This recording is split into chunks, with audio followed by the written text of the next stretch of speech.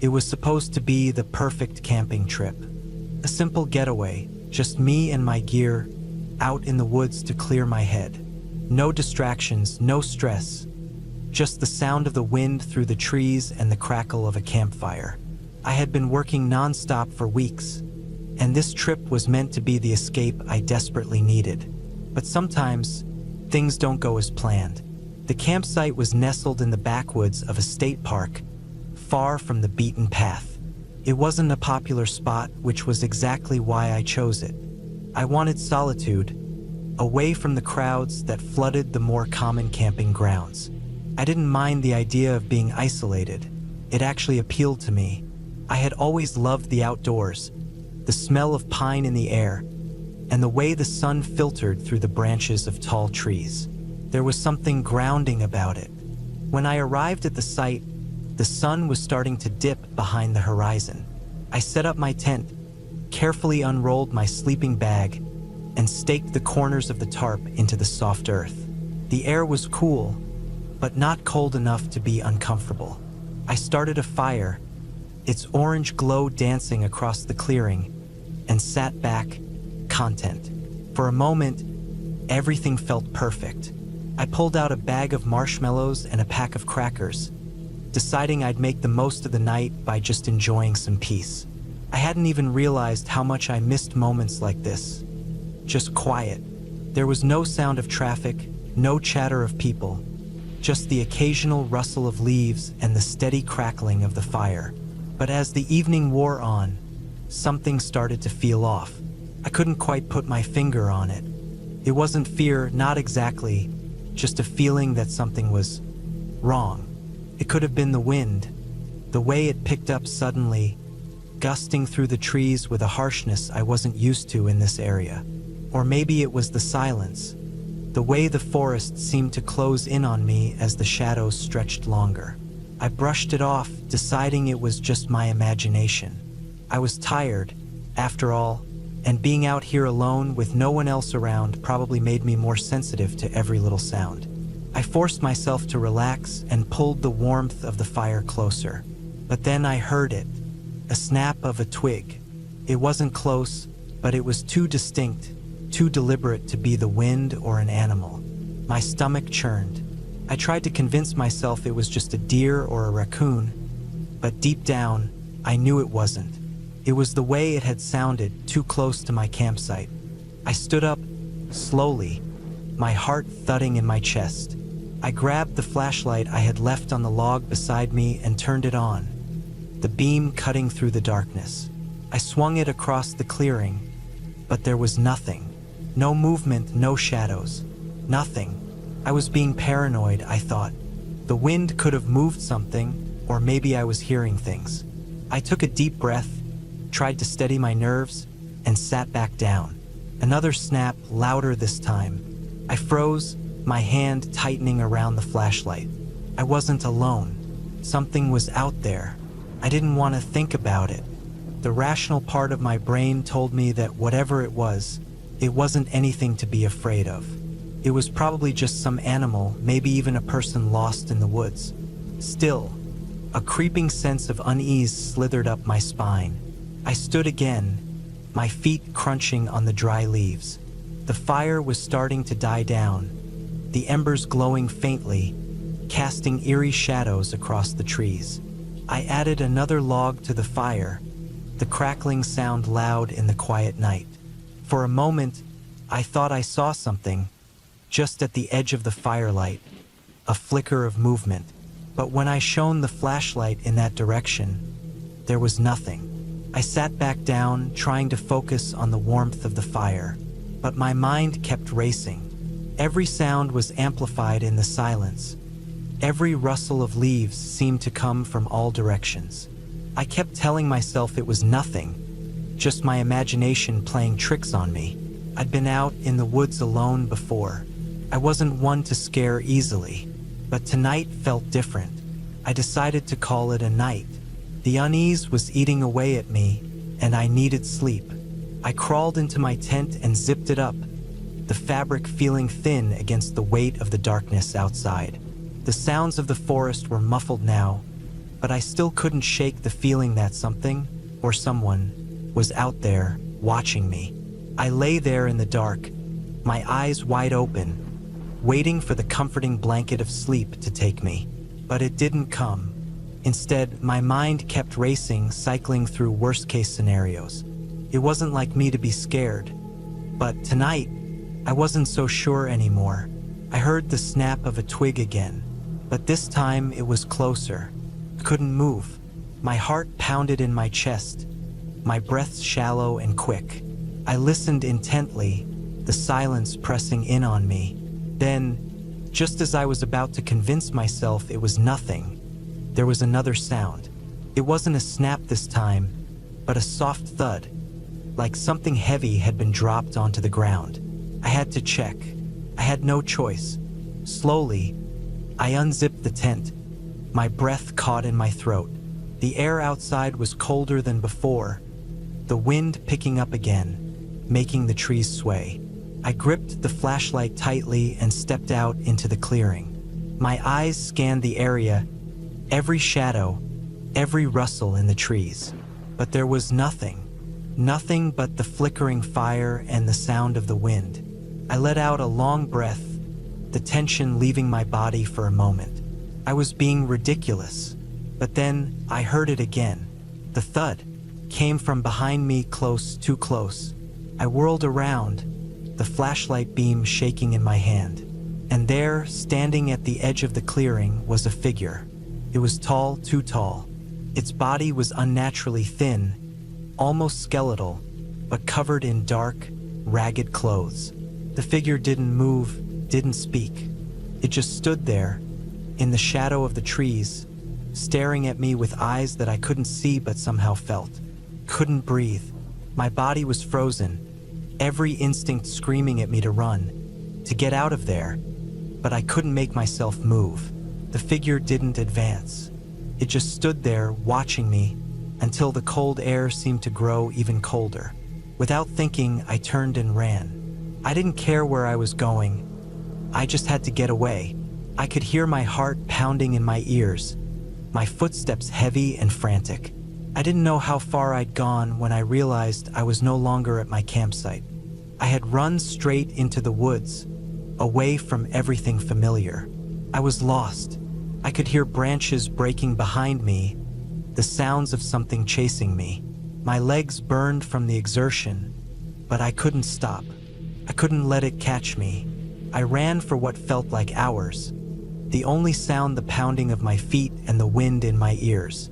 My flashlight had long since fallen from my hand, the darkness enveloping me. I couldn't think straight. My mind was a mess, fear and adrenaline clouding my thoughts. Finally, I collapsed to the ground, gasping for air. My body was exhausted, my legs sore, my heart threatening to break through my chest. I was alone, deep in the woods, and I didn't know which direction to go. But then, after a long while, I heard something, a familiar sound, the rustling of leaves, the soft crackling of a fire. It was my campsite. I didn't know how I'd found my way back, but somehow, I had. I stumbled into the clearing, the fire still glowing faintly, and collapsed beside it. I was safe for now.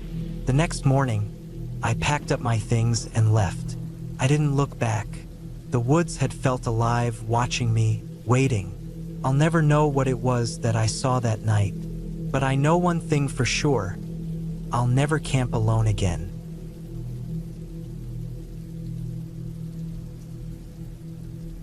It was supposed to be a weekend getaway, just me and a few friends, getting away from the noise and stress of our daily lives. We had planned this camping trip for weeks. We rented a cabin at a state park out in the middle of nowhere, far enough that we wouldn't hear the usual hum of traffic or city lights, just the crackle of a campfire, the rustle of leaves, and the occasional animal call in the distance. The cabin was rustic but comfortable enough. There was a small kitchen, a couple of bedrooms, a fireplace, and large windows that overlooked a lake. We could hear the sound of water lapping against the shore from inside, a gentle and soothing sound. The weather was perfect, cool and crisp with a clear sky. It seemed like the ideal setting to disconnect from everything. We spent the day hiking, talking, and relaxing by the water. The sun dipped behind the trees, casting long shadows across the landscape. By the time the fire started, we were all pretty tired, but in a good way. We roasted marshmallows, talked about random things, and joked around, enjoying the simplicity of the moment. The air smelled fresh, with that earthy pine scent that only a forest could give. As the fire burned low, the wind picked up a bit, rattling the trees and causing some of the loose leaves to swirl in the air. A chill settled in, and we retreated inside the cabin for warmth.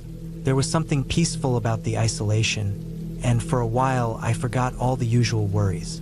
It felt good to be far from everything. But something about the night felt different this time. Around midnight, as we were sitting inside, laughing and sipping drinks, a loud thud came from outside. It was so sudden and sharp, it made all of us jump. We froze for a second, listening. It was hard to say what it was, but it was definitely something large. Maybe a branch falling, maybe something else. We all looked at each other, a bit uneasy but trying to brush it off. "It's probably just an animal," one of my friends, Matt, said. He was always the level-headed one, always ready to explain things away logically. But even he seemed a little unsure. "Yeah, but that didn't sound like an animal," Sarah, another friend, replied. Her voice was quieter than usual, like she wasn't entirely convinced either. We didn't talk much after that. There was a brief, uneasy silence, but eventually, we all decided it was nothing to worry about. The wind had picked up, so it could have been a branch breaking off, or maybe even a deer bumping into something. Nothing to lose sleep over. At least that's what we told ourselves. But then there were more sounds, subtle at first, hard to pinpoint. A scratching, like something moving through the underbrush outside, followed by the soft crack of twigs breaking. It felt like someone, or something, was pacing around the cabin, just out of sight. I didn't want to acknowledge it at first, but it was impossible to ignore. We all noticed it. The sounds were too deliberate, too rhythmic to be random animal movements. There was no way an animal could be that consistent. My skin prickled with unease. It felt like we weren't alone anymore. I tried to shake it off, convincing myself it was just the forest, just the wind. But the longer we listened, the more I felt a creeping tension build inside me. My instincts were screaming, telling me that something wasn't right. I glanced at Matt, who was still sitting in his chair, trying to act normal, but his eyes were wide, darting toward the window every now and then. He wasn't buying the just an animal explanation either. The sound continued, slowly moving from one side of the cabin to the other. Every time the wind howled, the scratching would pause, as if whatever it was out there was waiting for the gusts to die down before continuing its circuit. It was unnerving. Finally, I couldn't take it anymore. "What the hell is that?" I said, breaking the silence. Matt frowned and got up from his seat. "I'll go check it out," he said, walking toward the door, but there was a hesitation in his step. He wasn't as confident as he tried to sound. Before he could open the door, Sarah stood up. "Are you crazy? You're just going to walk outside in the middle of the night." He hesitated again, then sighed.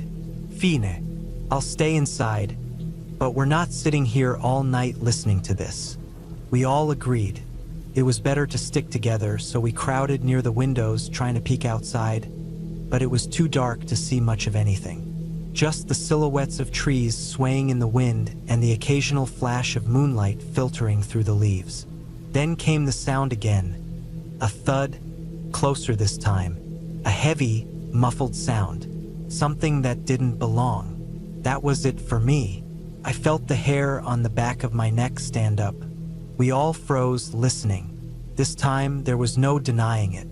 There was something or someone out there. We couldn't just ignore it anymore. It was too real, too tangible. We weren't alone.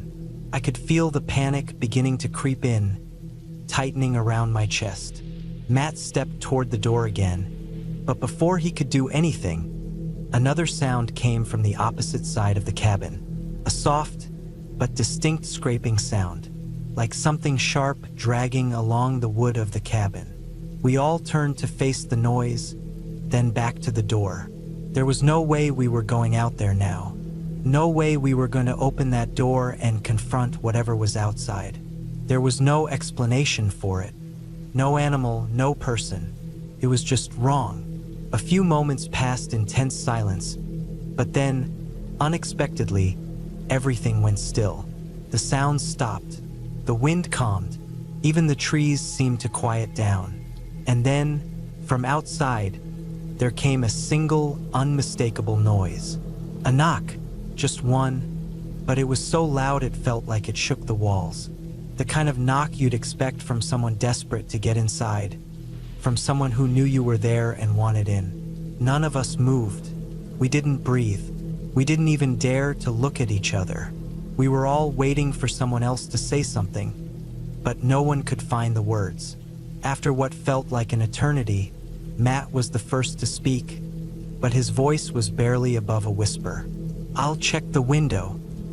He moved quietly, carefully to the side of the cabin where the trees were dense. We all crowded together, trying to catch a glimpse, trying to understand what was happening. I felt my heart pounding, the blood rushing in my ears. Matt returned seconds later, his face pale, his eyes wide with fear. He didn't say anything. He didn't need to. "We need to leave. Now," he finally managed to say.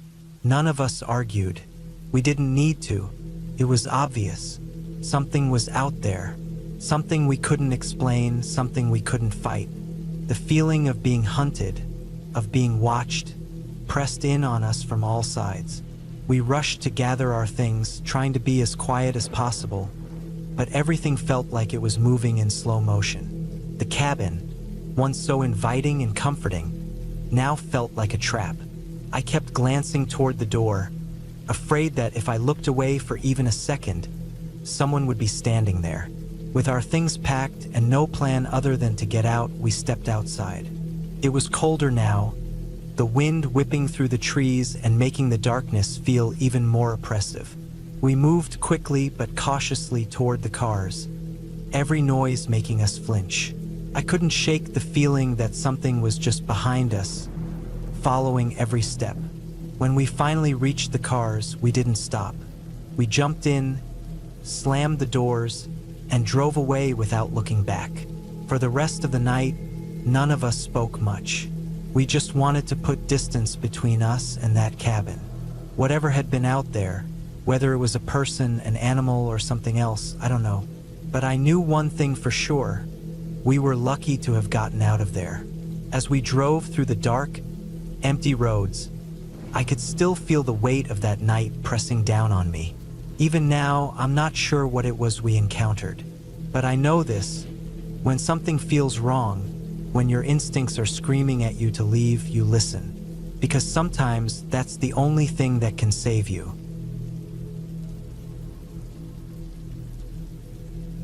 The air felt different when I stepped off the beaten trail, leaving the hum of civilization behind. The trees were thicker here, their tall trunks rising into the sky like silent sentinels watching over the dense underbrush. I'd planned this trip for weeks, eager to get away from the noise and distractions of everyday life. But even as I set up camp, a nagging sense of unease seemed to follow me. It was supposed to be a simple solo trip, a weekend camping by the river, far enough from anyone that I could have some peace and quiet but not too far to get lost.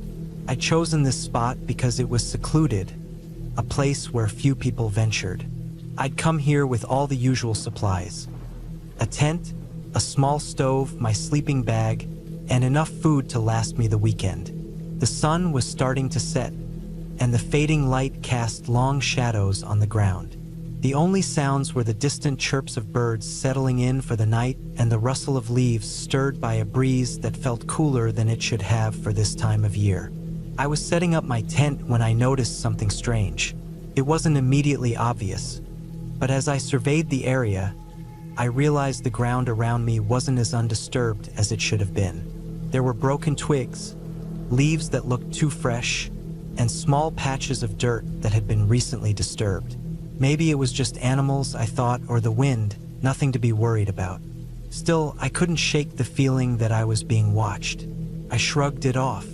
I wasn't going to let a little paranoia ruin my trip. The fire pit was my next task, so I gathered a pile of dry wood from nearby. The flames crackled to life quickly, providing the first real warmth of the evening. As I sat by the fire, staring into the flickering orange glow, I let my thoughts wander. The peacefulness of the woods, the solitude, it was exactly what I needed. I was far from any distractions. No phone calls, no deadlines, just the quiet of nature. But then I heard it, a noise. It wasn't loud, but it cut through the silence like a sharp edge. A soft thud, followed by another and then another. It sounded like footsteps, but too light to be human. Something was moving around the edge of the clearing. At first, I thought it was an animal, maybe a deer or a bear, but it was too deliberate, too measured. My instincts kicked in and I felt my body tense. My eyes darted around, trying to make sense of the shadows, but the firelight only reached so far. I grabbed the flashlight from my bag and shone it toward the noise. Nothing. I scanned the trees, the rocks, the ground, but the only thing I saw were the dark outlines of the woods stretching far beyond where my light could reach.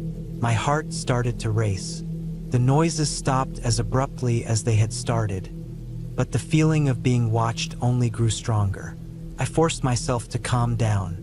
It was probably just an animal, maybe a raccoon or something else curious about the fire.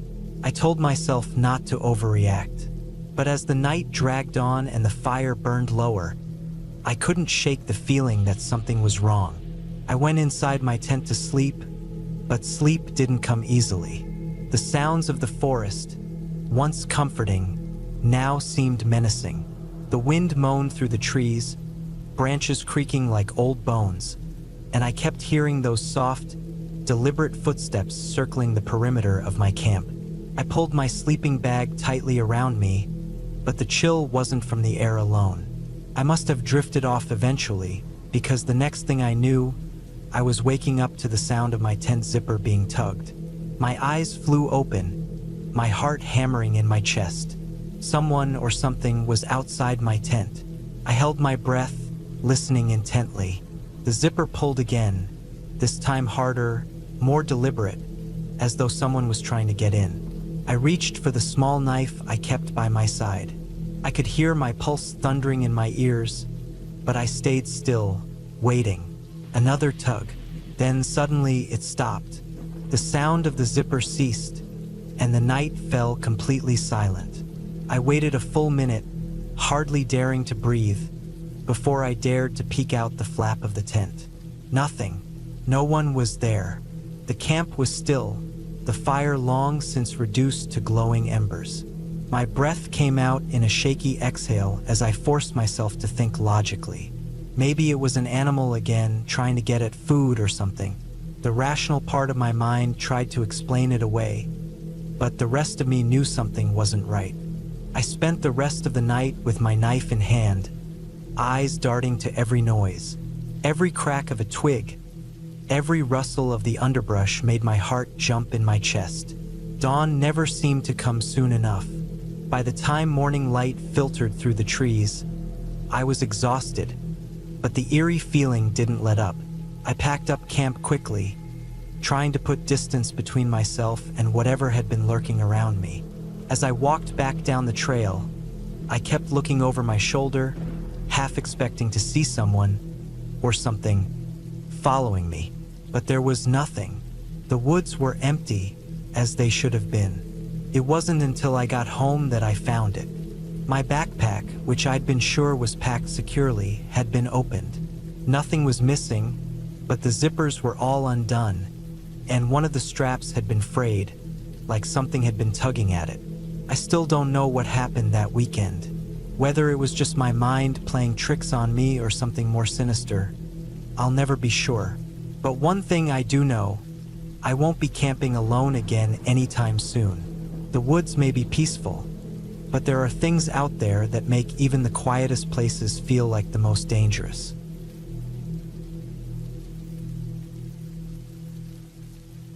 I've always loved camping. The idea of escaping the city and spending time in nature, just me, the trees, the sounds of the wild, has always been a form of therapy for me. But that weekend in the woods, something went wrong. Something I couldn't explain. And even now, years later, I can still feel the weight of it, like it's still out there waiting. It started like any other trip. I was alone, as I often was. My friends never really shared my enthusiasm for roughing it in the wilderness. So, I packed up my gear, tent, sleeping bag, flashlight, a few days worth of food, and a bottle of water, and set off for a remote spot I'd researched online. The place had a small, hidden lake and was far enough from any hiking trails that I'd likely not run into anyone. The drive was long, mostly through winding roads with trees lining both sides. Once I turned off the paved road and onto a gravel path, the forest around me thickened, the trees seeming to close in, their branches hanging low over the road like dark fingers. It was the kind of place that felt like it hadn't been touched by humans in ages. The deeper I went, the more isolated I felt. I arrived at the site just as the sun was beginning to dip below the horizon, casting a reddish glow over the landscape. I took a deep breath, the cool mountain air filling my lungs. I was here finally. The silence around me was almost unnatural, broken only by the occasional rustle of leaves or the distant call of birds. I felt a wave of relief. I was free.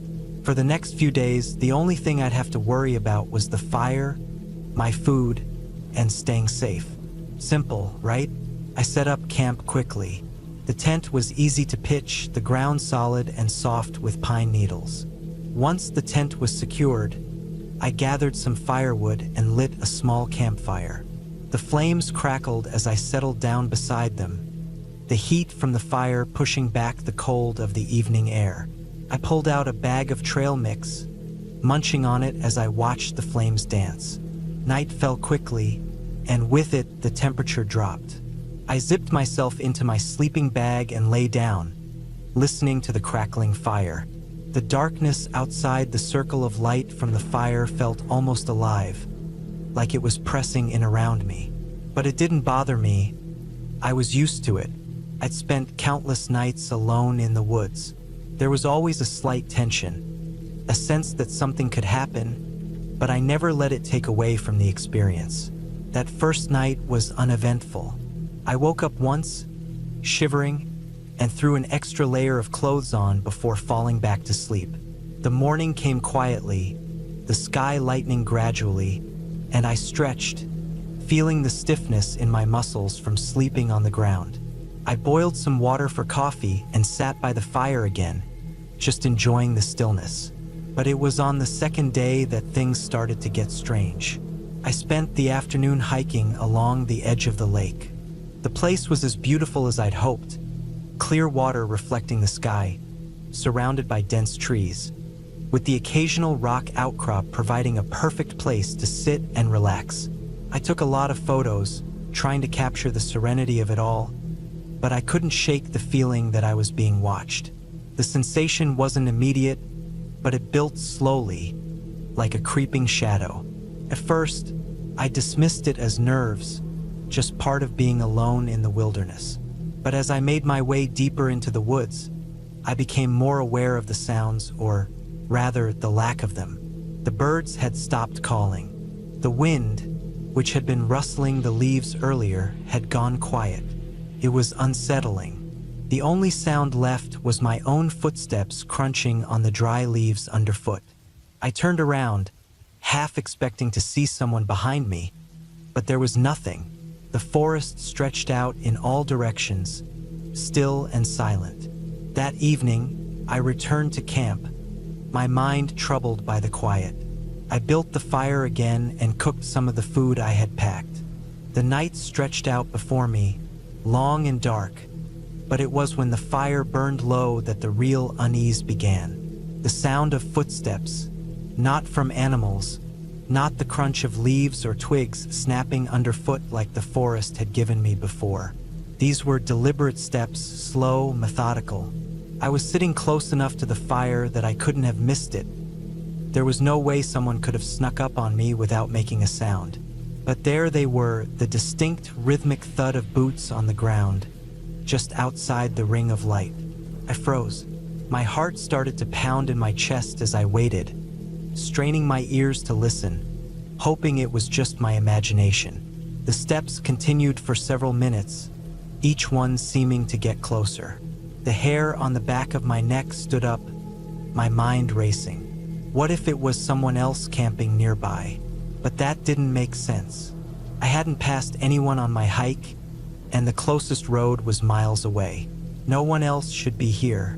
I grabbed the flashlight, my hands trembling. Slowly, I stood up and moved toward the edge of the camp. The footsteps stopped the moment I took a step. I waited, the silence pressing down on me like a weight. The fire crackled, its light flickering against the darkness, but there was nothing. No one.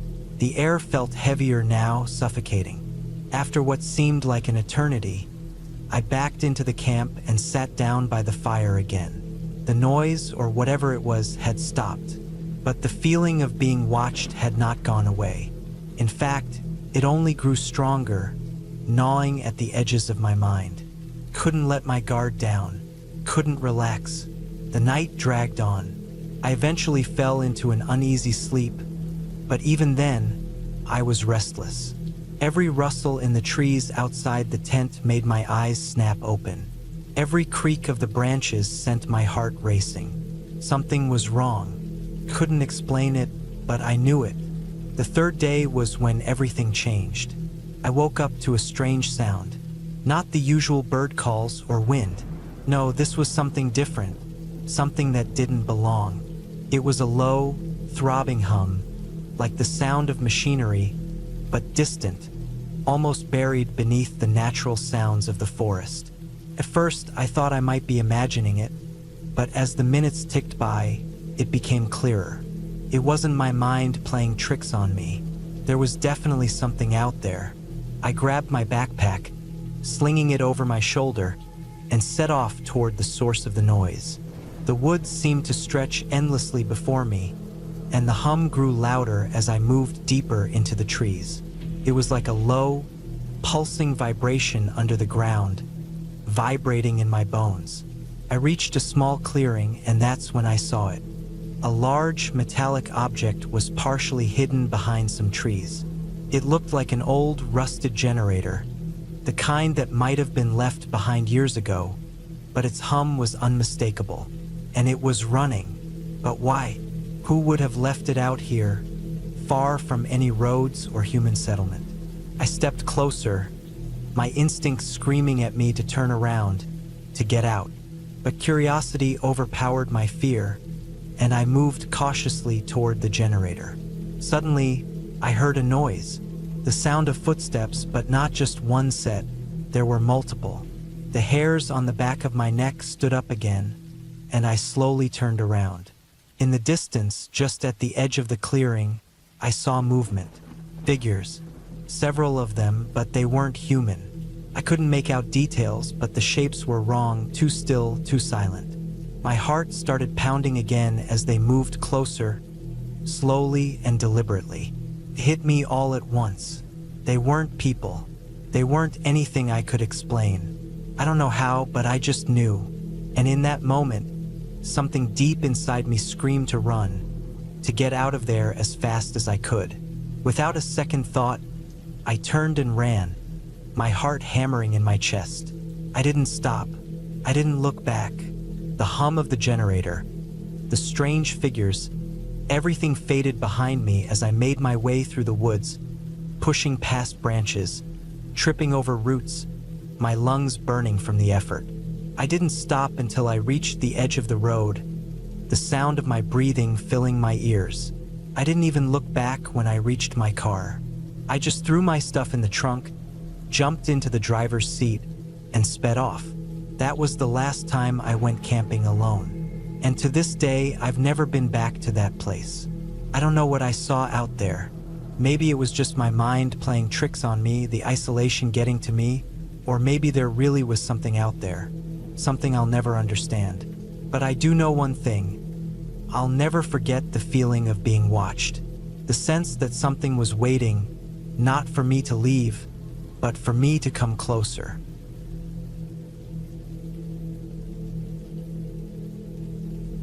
I never thought a camping trip could go so wrong. I always imagined camping as a peaceful getaway, a place to reconnect with nature, get away from the noise of the city, and sleep under the stars. But that was before I went on this trip, before things started to unravel in ways I couldn't explain. It all started with my friends pushing me to go camping.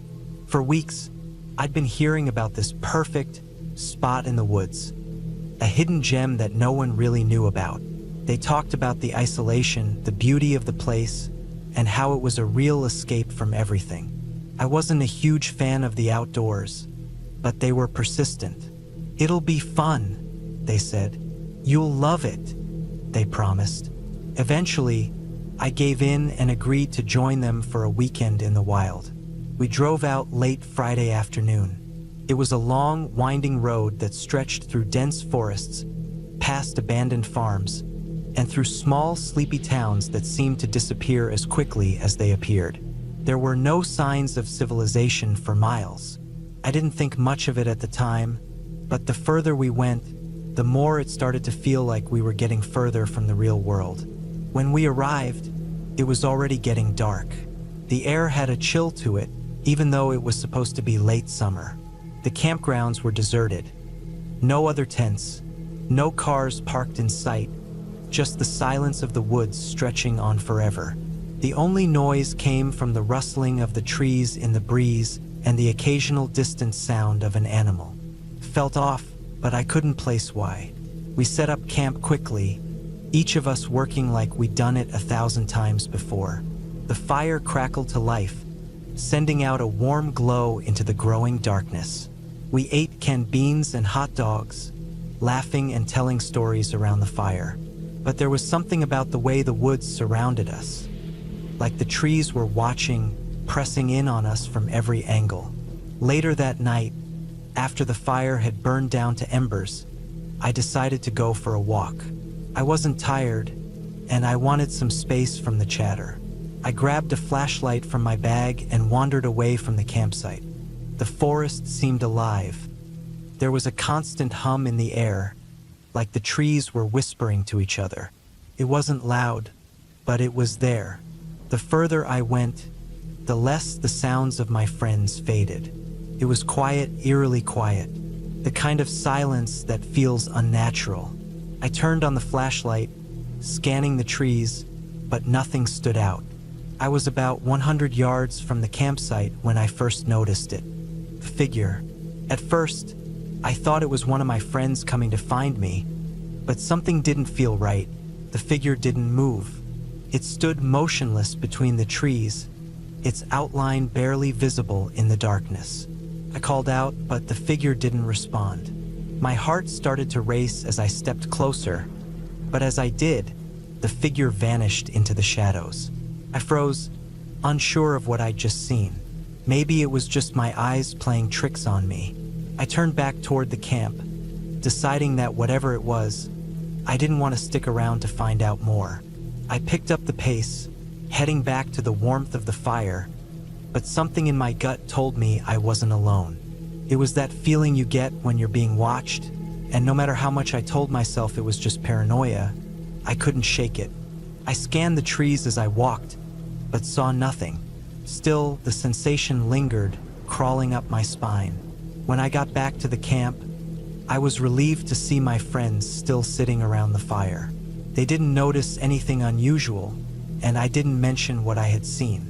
Instead, I sat down, trying to push the feeling of unease out of my mind. We stayed up a little longer, talking, laughing, but even the comfort of their presence didn't feel like enough to shake the weight that was hanging in the air.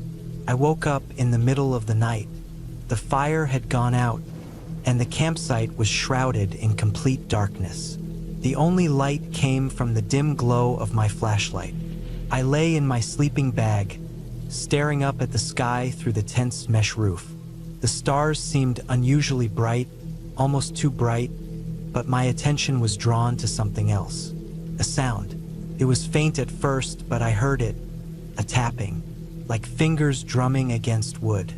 It came from somewhere deeper in the forest, just beyond the tree line. It wasn't an animal, not the sound of branches swaying or leaves rustling. It was rhythmic, deliberate. I held my breath, listening, but the sound stopped as soon as I focused on it. Maybe it was the wind, I told myself. Maybe it was just the forest settling. Still, I couldn't shake the feeling that something wasn't right.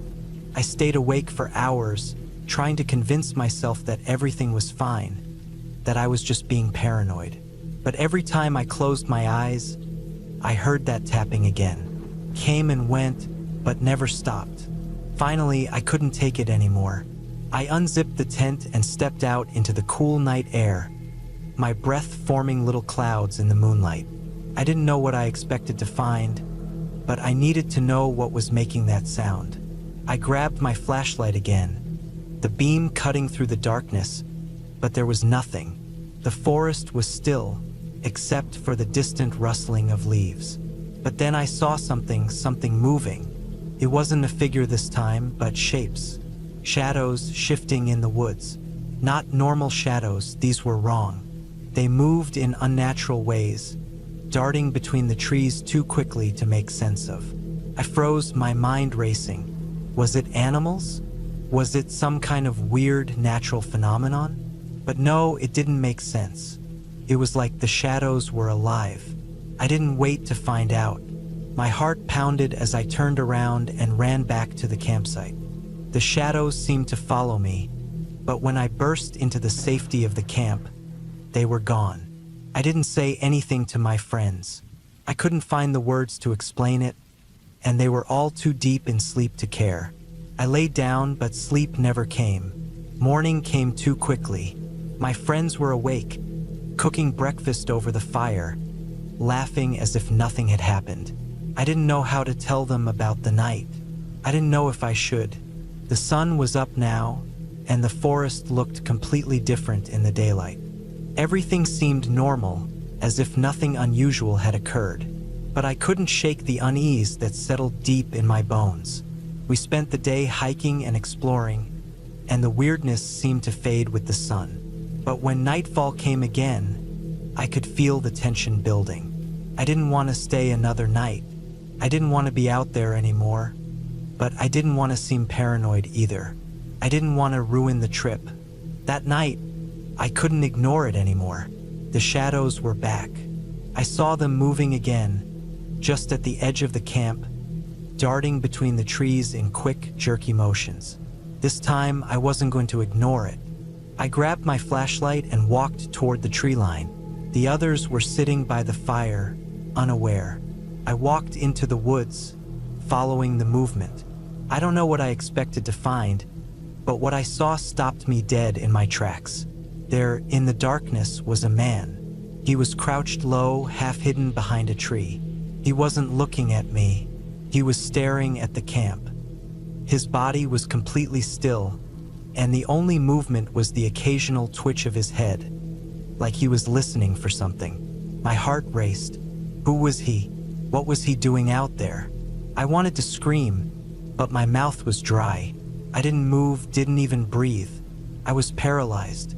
Then, without warning, he stood up and walked away, disappearing into the woods, just like that, like he'd never been there at all. I didn't wait to see where he went.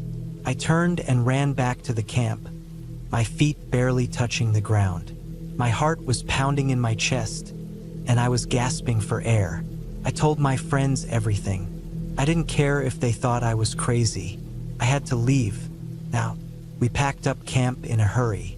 It didn't matter that we'd paid for the weekend or that we had a few hours of daylight left. The place felt wrong. We needed to go, and I wasn't staying another minute.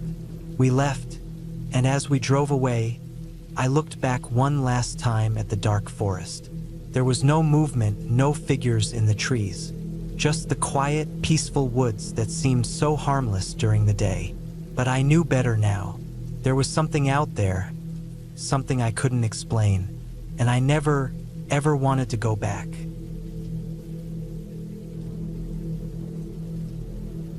I had always loved the idea of camping. The thought of escaping the noise of the city, trading in the constant buzz of electronics for the hum of crickets and the rustling of leaves, was incredibly appealing. So, when I had the chance to take a weekend off, I decided to go on a solo trip into the wilderness. I had done a fair amount of camping before, but never by myself. This time, I felt like testing my limits. I picked a small, remote campsite deep in the woods. It wasn't well known, which was part of the draw. No one would bother me. I had planned everything meticulously: food, water, gear, and the map of the area. I even made sure I had a satellite phone in case something went wrong, though I had no real intention of using it. The first few hours were blissful. I hiked along the winding trail, the forest dense around me, trees towering high above. The sunlight filtered through the leaves in a soft, dappled glow. Birds chirped overhead, and the air smelled fresh, earthy. I couldn't help but smile to myself as I walked. There was a sense of peace here, a quiet that I hadn't realized I was missing. Every step felt like a small victory, a moment of solitude I could claim for myself. By the time I arrived at the campsite, the sun was beginning to dip behind the mountains. The area was perfect, secluded, with a small clearing and a stream running nearby. I set up my tent quickly, feeling comfortable in the routine of it. The campfire pit was already there, surrounded by a few large stones. I gathered some dry wood and started a fire, watching as the flames danced and flickered. The crackling sound was comforting, almost hypnotic. As night fell, I settled around the fire, eating the meal I'd prepared. There was something about cooking and eating outside that felt better than it ever did at home. The smell of the campfire mixed with the food, creating a warmth that went deeper than the physical heat. I sat there, feeling content, with the dark wilderness spread out around me. But as the night wore on, things began to change. The peaceful sounds of the forest started to fade into a quieter, more oppressive silence. The crackling fire became the only sound that filled the air. It wasn't that the forest stopped making noise. It was that everything else seemed to move away. The usual night creatures, the distant hoots of owls, the rustle of small animals in the underbrush, seemed to disappear. I noticed the change but tried to dismiss it. Maybe it was just my mind playing tricks on me, the isolation getting to me. After all, I had done this many times before, and nothing had ever happened. But as I sat by the fire, I couldn't shake the feeling that I was being watched. It was subtle at first, nothing concrete, just a shifting in the air, the feeling of eyes on the back of my neck. I kept telling myself it was the normal unease that comes with being alone in the woods at night. I had heard stories from other campers, but I had always brushed them off. This time, though, it felt different. It felt like there was something in the trees, just beyond the firelight, waiting.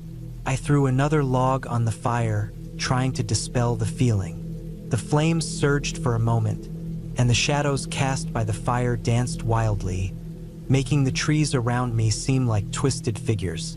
I stared at the flames, focusing on their warmth, trying to ignore the knot of tension building in my stomach. Maybe it was the isolation getting to me, I thought again. Maybe I was just too tired. I decided to head into my tent, hoping to get some rest. As I zipped the flap shut and settled into my sleeping bag, I heard it.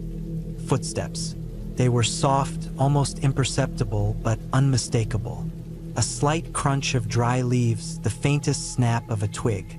My heart skipped a beat. At first, I thought it might be a deer or some other animal, but the sound was too deliberate, too human. I held my breath, trying to listen. The steps circled my tent, slow and measured, as if whoever or whatever it was knew I was inside. The hairs on the back of my neck stood up. The forest, which had been so silent earlier, was now unnaturally still. I reached for the flashlight beside my sleeping bag, my hands trembling. I flicked it on and shone it through the tent's fabric. Nothing, no movement, no shape. I strained my ears, listening for any sign of the footsteps. But the silence was overwhelming now, suffocating. The only sound was my heartbeat, loud in my ears. I tried to convince myself it was just an animal, a deer maybe, or a raccoon, but something about it didn't sit right. The steps had been too deliberate, too calculated, and then it hit me. The sound had stopped. There was no more movement outside. I waited for what felt like hours, though it was probably only minutes. Slowly, I gathered the courage to unzip the tent and peer outside. The fire had burned down to embers, casting an eerie glow over the clearing. The trees stood silent, unmoving, nothing, no sign of anyone or anything. I let out a slow breath, my body still tense. I crawled back into my sleeping bag, trying to calm my racing thoughts. My mind was telling me to stay alert, to be ready, but I was exhausted. I had hiked all day, and the warmth of my sleeping bag was starting to lull me into a false sense of security. My eyelids grew heavy, and I eventually drifted off to sleep, though it wasn't a peaceful sleep. Every small noise made me startle awake, heart pounding, but each time I looked outside, I saw nothing. The next morning, I woke up early. The sun had just started to rise, casting a soft light over the forest. The events of the night felt like a bad dream, a trick of the mind brought on by the isolation and the dark. I got up, packed my gear, and made a small breakfast, trying to shake the lingering sense of unease. But as I was cleaning up the campsite, I noticed something strange. The path that led to my tent was clearly marked with the faintest signs of disturbed dirt and broken branches, as if someone had walked around my tent, maybe even up to it. My stomach dropped. I had been sure I'd heard footsteps, but if no one had come near the fire, then who had disturbed the ground? I spent the rest of the morning checking the area around the campsite, my eyes darting to every shadow. I didn't see anything else out of place, but the feeling of being watched remained. It was like the woods had closed in around me, a pressure that I couldn't escape. I decided to leave early. I wasn't sure what had happened the night before, but I had no interest in finding out. I packed up the rest of my belongings and made my way back down the trail, my mind racing with questions. Had someone been out there? A person, a hunter, maybe? It didn't make sense, but the more I thought about it, the more I felt the need to leave. The hike back was uneventful, and by the time I reached the trailhead, I was relieved.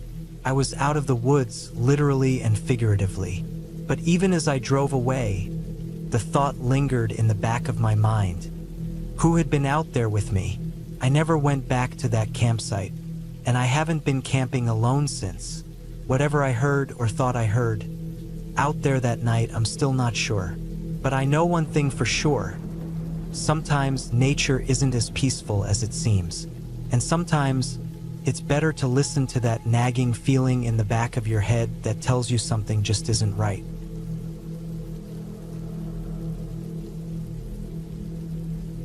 I had always loved camping, but I'd never experienced anything like this. It started out as a simple weekend getaway, just me and a few friends, trying to escape the noise and busyness of everyday life. It was supposed to be a time to relax, to enjoy the stillness of nature, but things quickly turned unsettling. It was mid-spring, a time when the days were warm, but the nights still held a chill in the air. The campsite was tucked deep in the woods, far from any towns or human activity. I'd been there before, but something felt different this time. Maybe it was the way the trees stood so thickly around us, casting long, dark shadows over our small campfire. Or maybe it was just the unsettling quiet of the place. Nothing seemed to move except the occasional rustling of leaves in the breeze. We arrived in the late afternoon, setting up our tents in the usual spots, near the edge of a small clearing by a stream. The sound of the water flowing gently over rocks was soothing, and I figured it would be the perfect backdrop for a weekend of quiet conversation and the occasional laughter around the campfire. But as the sun sank lower in the sky, a weird tension seemed to settle over the group. I couldn't put my finger on it, but it was like everyone was on edge. Even the usually talkative Rob was quiet, his eyes darting around the trees as if he were searching for something. He was the one who suggested the spot, so I assumed he was familiar with it. But then again, maybe he wasn't as comfortable as he let on. We cooked dinner over the fire, something simple, hot dogs and beans, and ate in relative silence. The crackle of the fire was the loudest sound for miles around. I found myself staring into the flames, lost in thought, when a distant noise broke the stillness. It was a low, almost rhythmic sound that I initially dismissed as the wind or perhaps an animal, but something about it didn't sit right. I looked over at Rob, who seemed to be listening too, his head cocked to the side. "What was that?" I asked, but Rob just shrugged. "Probably a deer," he said, though he didn't sound convinced. Still, I tried to ignore it. After all, we were in the woods, and animals make all sorts of noises, right? We had heard some birds earlier, and the occasional rustling in the trees wasn't unusual. But this was different. It was too rhythmic, too deliberate. As the night wore on, the fire began to die down, and the temperature dropped quickly. We bundled up in jackets and sat huddled near the embers, talking quietly, trying to make the most of what should have been a fun weekend. But the noise kept coming, faint but persistent, growing louder as the minutes stretched on. It was coming from deeper in the woods, from beyond the stream. The sound was too regular, too precise to be an animal. It wasn't a howl or a growl, but something mechanical, like a repetitive tapping or thumping. I stood up, feeling an uneasy curiosity bubbling up inside me. "I'm gonna check it out," I said, looking over at Rob. He gave me a sharp look, his expression tight. "Are you sure that's a good idea? It's probably just an animal." I nodded, trying to reassure him. "I'll be fine. I just want to see what's causing it." The others didn't seem too worried, but I could tell something was off about the whole situation. I grabbed a flashlight from my bag and made my way toward the stream, the sound of my boots crunching on the dirt the only noise as I stepped away from the warmth of the fire. As I crossed the stream, I couldn't shake the feeling that something was watching me, lurking just out of sight in the dense woods. The tapping continued, each thump louder now, echoing through the trees. It didn't sound like any animal I'd ever heard, and it definitely wasn't the wind. I moved cautiously, keeping the beam of the flashlight trained ahead of me, illuminating the dark, damp ground. The trees here were even thicker, their trunks larger and older. The area felt like it hadn't been touched by human hands in years, as though nature itself was trying to reclaim this space. The tapping was so close now that I could almost feel it vibrating through the ground beneath my feet. I reached a small clearing just beyond a thick thicket of bushes, and there, in the center of it, I saw something that made my heart race in my chest. A wooden post, partially hidden by overgrown weeds and moss, stood in the middle of the clearing. It was old, weathered by time, and covered in scratches and carvings. But that wasn't the most unsettling part. It was the faint outline of something attached to it, something that looked almost like ropes, stretched tight, holding something in place. My pulse quickened, and I stepped forward, my flashlight shaking slightly in my hand. I reached the post and examined the ropes more closely. They weren't ropes at all. They were long strands of thin, black wire, wrapped and twisted around the post in intricate patterns, like some sort of trap. But what unnerved me most was the series of scratches that covered the base of the post, gouges deep enough to make the wood splinter, as if something or someone had been struggling to get free. I took a step back, my mind racing. The tapping sound had stopped, but now the forest around me was eerily quiet. It felt as though the entire world was holding its breath, waiting for something to happen. Just then, I heard the rustle of leaves behind me. I spun around, my heart leaping into my throat, but there was nothing there. I stood frozen for what felt like an eternity, my flashlight scanning the trees, waiting for something, anything, to move. But all I could hear was the sound of my own breathing, ragged and heavy.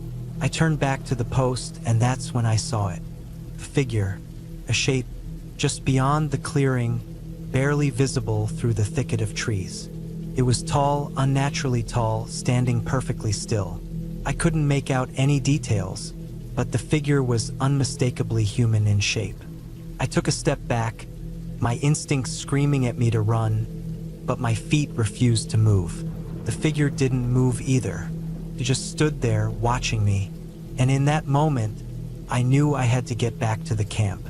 Whatever it was, whatever I had found, was not something I was ready to face alone in the woods. I turned and ran. The flashlight bounced wildly in my hand, illuminating the path just enough to avoid tripping, but I didn't dare look behind me. I didn't want to know if the figure was following. I didn't want to know what it might do next. By the time I reached the camp, I was out of breath, my heart hammering in my chest.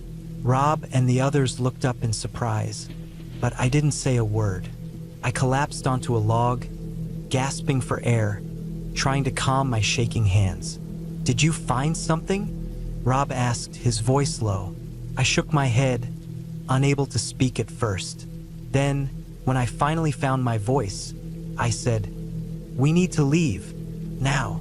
There was no argument, no questions.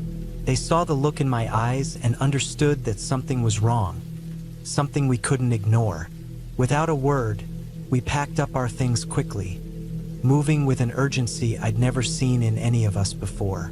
It wasn't until we were halfway back to the car that I realized we'd been too silent, too focused on getting out, to stop and ask why the tapping had started in the first place or what had really been at the heart of it all.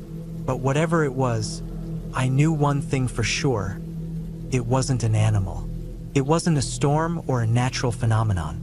There was someone out there in those woods, and I had a feeling I'd never be able to shake the image of that figure, standing perfectly still, watching me.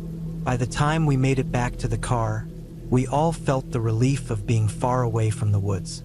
But even now, as I sit here writing this down, I can't shake the feeling that whatever I saw in that clearing might still be out there, waiting. And maybe, just maybe, it's watching me even now.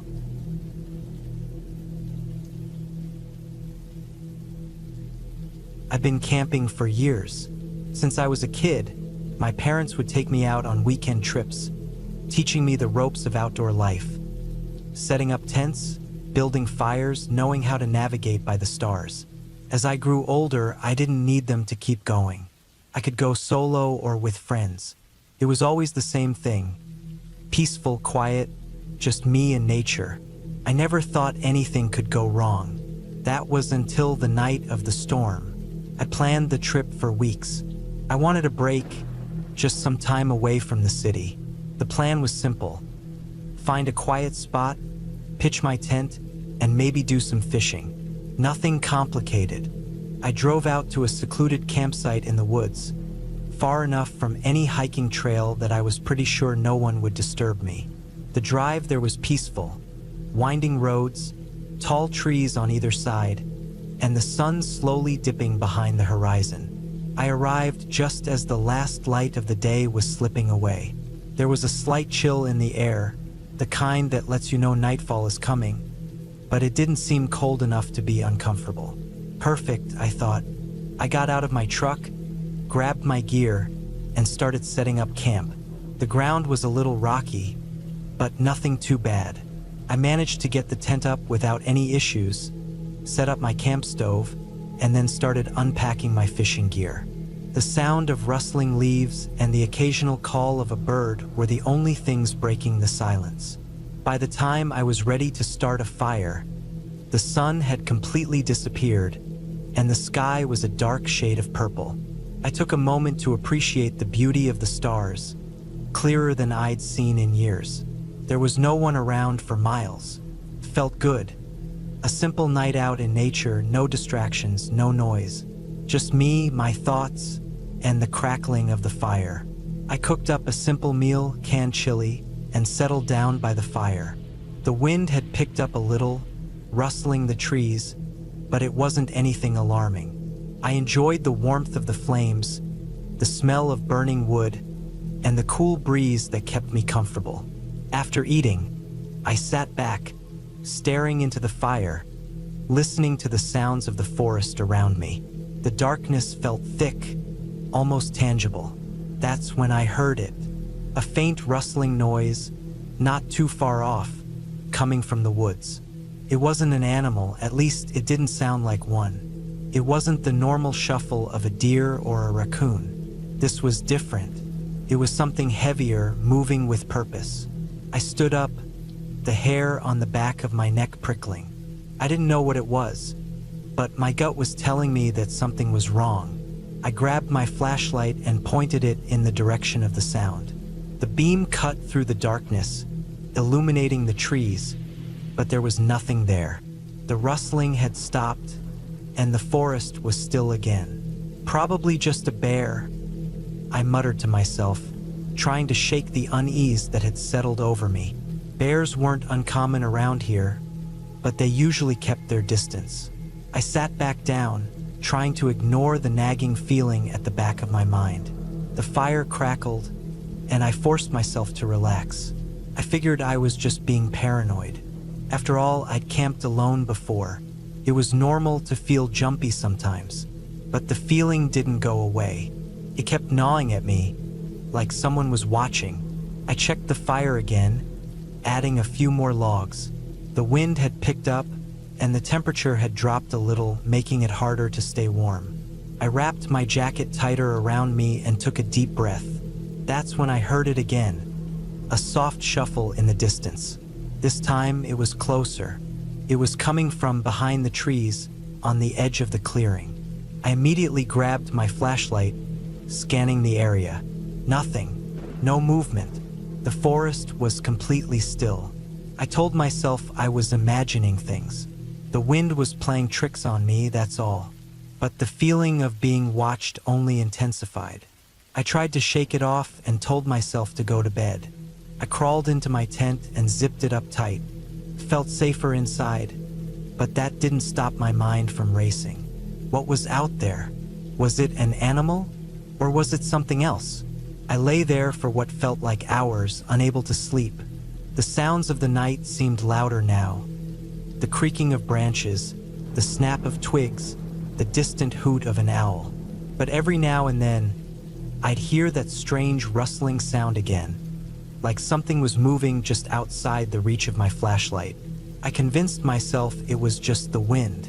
The trees creaked and groaned, and sometimes the sound of their branches brushing against each other could be mistaken for footsteps. It had to be that. But then, something changed. I heard a distinct noise, a sharp snap, like a branch breaking under weight. My heart skipped a beat.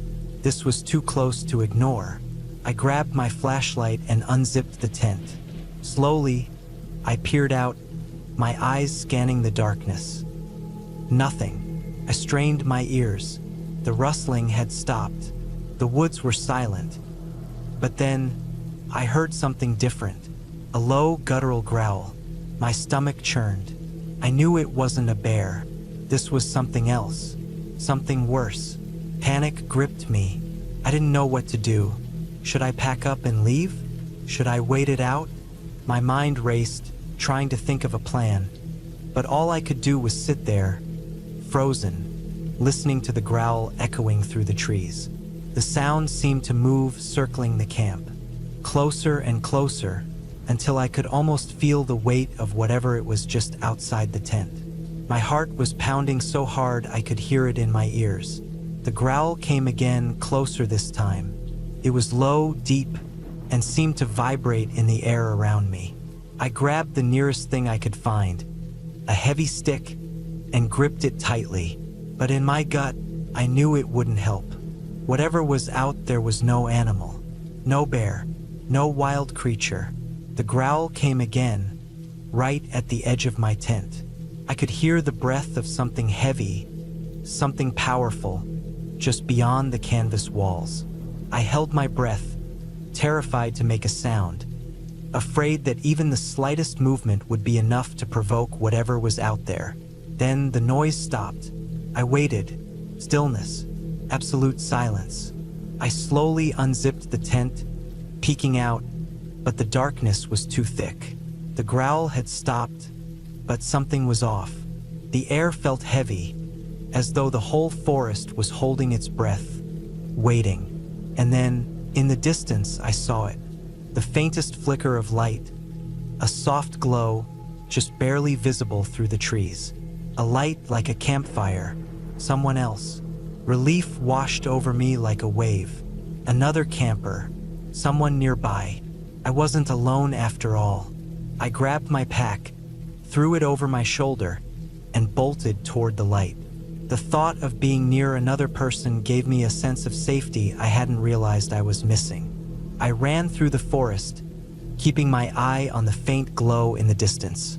As I neared the source, the light grew brighter, and I slowed my pace. There it was, a small campfire burning in the middle of a clearing. But there was no one sitting near it. No tents, no chairs, just the fire.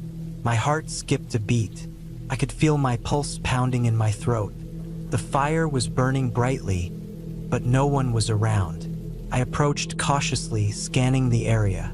There were no signs of life, no footprints, no sounds, just the fire flickering in the wind. And then I saw it. A figure standing at the edge of the clearing, just outside the firelight. Person, or at least it looked like one, but it was still too far to make out any details. I froze. The figure turned, its eyes locking onto mine, and for the first time I felt real fear.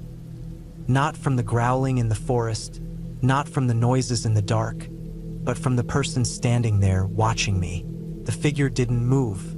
It just stood there, staring. And I realized something. There was no way that person had made that noise. The growl, the movements in the forest, they didn't fit. I backed away slowly, not taking my eyes off the figure. My legs were shaking, and my chest was tight with panic. I wasn't sure what to do, but I knew I needed to leave. The figure didn't follow, but it didn't need to. The feeling of being watched was overwhelming. I ran through the trees, back toward my camp, as fast as I could, not daring to look behind me.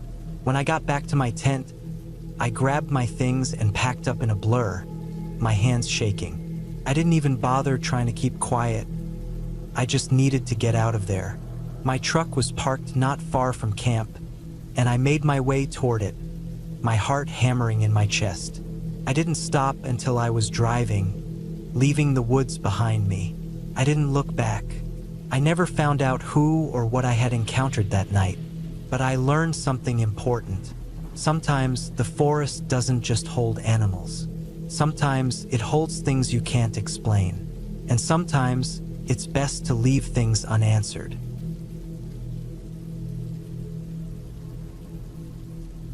I was always the type of person who thought camping was meant to be a fun getaway. I'd done it dozens of times. From the time I was a kid with my family to the more recent solo trips I took to escape from the stress of daily life. This trip was supposed to be the same. A quiet weekend in the woods to disconnect, breathe, and enjoy the peacefulness of nature. But it turned into something that would stay with me for much longer than I ever expected. I had chosen a spot deep in the woods, far away from any other campers. I wanted solitude. I was tired of people. It was a place I had found online. A camping site that had rave reviews for its tranquility, its privacy, and its unspoiled beauty. When I arrived, the sun was just setting, casting a warm orange glow over the trees. I set up my tent quickly, enjoying the silence around me. There were no other campers in sight, just the occasional chirp of birds and the rustling of leaves in the breeze. As I got my campfire going, I couldn't shake the feeling that something wasn't quite right. It was a feeling that lingered in the pit of my stomach, like I was being watched, but I pushed it away. I was here to relax, not to worry about something as silly as paranoia. The first night passed uneventfully. I sat by the fire, ate my simple dinner of canned beans and a granola bar, and stared at the flames flickering in the dark. The only sounds were the crackling fire and the wind. When the chill of the night began to creep in, I retreated into my tent, zipped it up, and lay in my sleeping bag. I tried to focus on the soft rustle of the trees outside and let myself drift into sleep. But I couldn't. I woke up in the middle of the night, my senses suddenly on high alert. The silence of the woods had deepened, but in a way that felt unnatural, as though something was hiding in it. The wind had died down, and the normal nocturnal sounds of animals were absent. Not a single rustling of leaves, not even the distant call of an owl. I lay in the darkness, straining my ears for any sound. That's when I heard it, a soft thud. It was so faint that I wasn't sure if I had imagined it. But then there was another, a little louder this time. My heart started racing. I sat up in my sleeping bag, my mind trying to make sense of it. The thudding sound continued, rhythmic like footsteps, slow, deliberate, and far too heavy to be a small animal. I knew there were no other campers around. I was miles away from the nearest road. I tried to tell myself it was just a deer, maybe a bear, but deep down, I knew it wasn't. I pulled the zipper of my tent open just enough to peek outside. The moon was barely visible behind thick clouds, and the area was bathed in darkness. The trees stood tall and still, their branches swaying slightly in the breeze that had picked up again. But nothing seemed out of the ordinary. I waited for the thudding sound to return, but all I could hear was the distant crack of a twig snapping underfoot. I tried to shake off the unease and convince myself I was just being paranoid. I closed the tent flap, zipped it up again, and lay back down. The cold air made me shiver as I pulled the sleeping bag tighter around me, but sleep wouldn't come. Every creak and rustle outside made my heart race, and every time the wind howled through the trees, I thought I heard someone breathing, just on the other side of the tent. By morning, I was exhausted. I hadn't gotten a wink of sleep. The first rays of dawn had just started to pierce the sky, painting the world outside with shades of gold. I was desperate for some fresh air to clear my head. I needed to get out of the tent, to remind myself that everything was normal, that I was just imagining things. I unzipped the tent and stepped out, greeted by the crisp morning air. My campsite looked unchanged, no signs of anything unusual. I glanced around, the woods stretching out in every direction. The trees were tall and thick, their trunks coated with patches of moss. Everything looked peaceful in the daylight. Still, I couldn't shake the feeling that something wasn't right. I decided to take a walk, hoping to distract myself from the weird night I'd had. The woods around me were beautiful, a perfect place for a hike. I followed a narrow trail that wound its way through the trees, the forest floor covered in a thick carpet of fallen leaves. The quiet was almost oppressive, the only sound being my boots crunching on the leaves beneath me. As I walked deeper into the forest, the path became less distinct. It was still light out, but the shadows of the trees grew long, and the air felt thicker, colder. A creeping sense of unease settled over me again. I stopped for a moment to take in the surroundings. The trees seemed to close in around me, their twisted branches forming a canopy overhead. Felt like I was being swallowed by the forest. That's when I noticed it, a faint trail of broken branches leading off the main path. I hesitated, my instincts telling me not to follow it, but curiosity got the better of me. I stepped off the path and into the underbrush, pushing through the thick shrubs. The trail of broken branches became more apparent as I moved further, and the air grew heavier, more oppressive. I walked for what felt like an hour, the silence in the woods becoming unbearable. It was as if the forest itself was holding its breath. I couldn't shake the feeling that I wasn't alone, that someone, or something, was watching me from the shadows. And then I found it. A clearing, small and overgrown, with a lone, old tree standing in the center. It was massive, its trunk twisted and gnarled, its roots snaking out into the ground like fingers.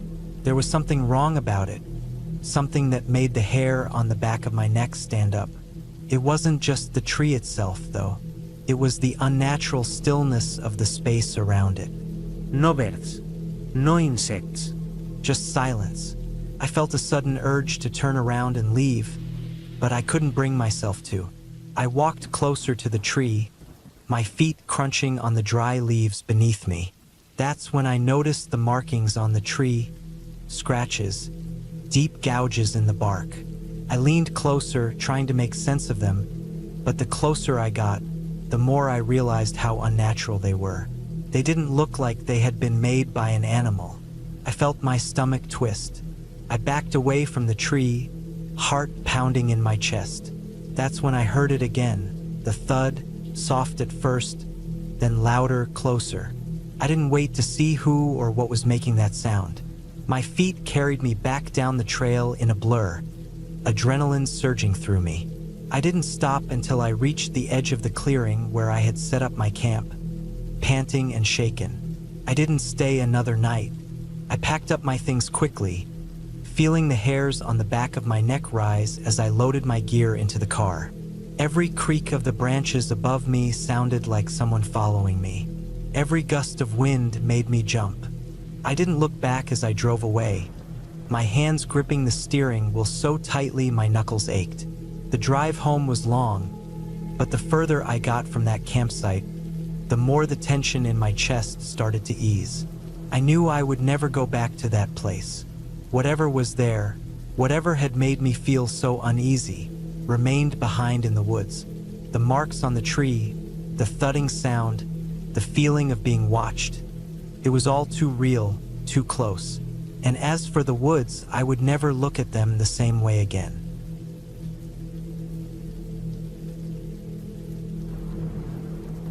It all started on a cool Friday afternoon in early autumn.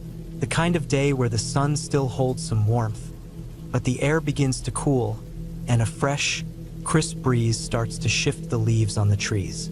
I had been planning this camping trip for weeks. It was meant to be just a few days in the woods, away from the noise of the city, to get some quiet and reconnect with nature. A solo trip, no distractions, just me and the forest. The campsite I chose was far enough out of the way to feel remote but still accessible by car. It was a well-known spot, supposedly safe and perfect for hiking. I had all the gear: a sturdy tent, sleeping bag, camping stove, water purifier, and enough food to last the weekend. I was set. I got to the campsite around 3 p.m. The sunlight was starting to fade, casting a golden glow across the forest. The trees were thick here, their trunks wrapped in moss and their branches full of the last vestiges of green before the full fall colors would take over. It was beautiful, too beautiful. There was something about the quiet, too quiet, that made me feel like I was the only one around. No birds, no other campers, just the wind rustling through the trees and the soft crunch of leaves beneath my boots. I set up camp near a small creek. The sound of the water running was soothing, and I figured it would be nice to sleep to that sound. I unpacked everything carefully, setting up the tent first. As I did, I noticed that there was an odd kind of stillness to the air, something that made the hairs on the back of my neck stand up a bit. It wasn't that it felt dangerous, but it was as if the forest itself was holding its breath, waiting for something. I brushed it off. I was just being paranoid. It had been a while since I'd been camping alone, and I wasn't used to the solitude. As the evening wore on, I started a small fire in the pit I found at the site. The crackling of the flames was comforting, and I made some hot food. There's something about cooking over a fire in the woods that makes even the simplest meal feel like a feast. I sat by the fire, eating and watching the flames dance.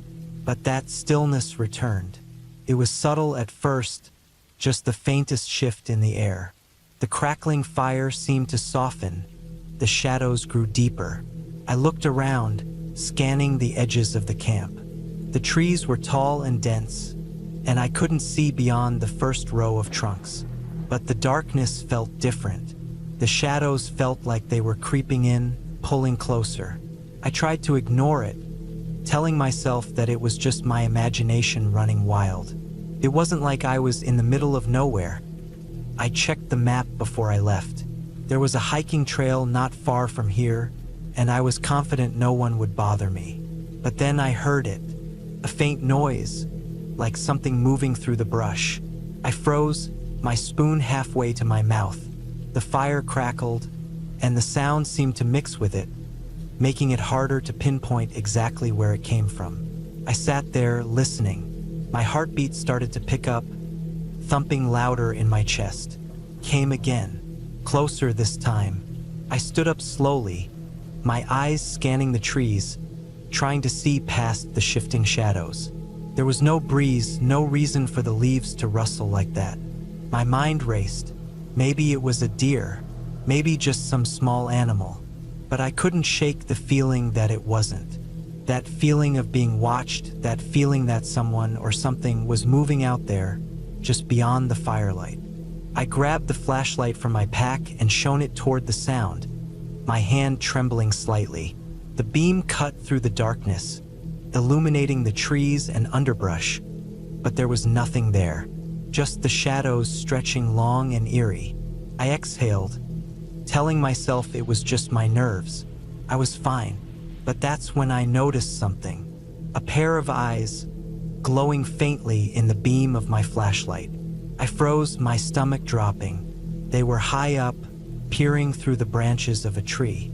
I could see the faint glimmer of light reflecting off them, almost too high to be a normal animal's eyes. I swung the flashlight over the spot, but the eyes were gone, vanished. I stayed there for a long time, not sure what to do. My mind was racing with possibilities, nothing rational, nothing that made sense. But the unease in my gut kept building, a knot that wouldn't loosen. The campfire crackled, the night deepening around me. I kept my eyes on the trees, but I didn't see anything else. I spent the rest of the night in a restless sleep, jumping at every sound, every shift in the wind. At some point, I must have drifted off because the next thing I knew, the sky was lightening with the first rays of dawn. I could feel the sun warming my skin, and it was a relief after the long, sleepless night. When I packed up the next morning to leave, I found something strange near the edge of the campsite, right where I'd heard the sounds the night before. Footprint. It was large, unmistakably human, but it was bare. No boat. It was fresh, too. I could see the slight indentation in the ground, the kind you get when something heavy presses into the dirt after a rain. The strange thing was how it was positioned. It was as if someone, or something, had been standing there, watching me. The chill that had followed me the night before returned, creeping up my spine. I didn't want to stick around to find out who or what had left that print. I packed up quickly and left the campsite, following the trail back to my car. I didn't look back.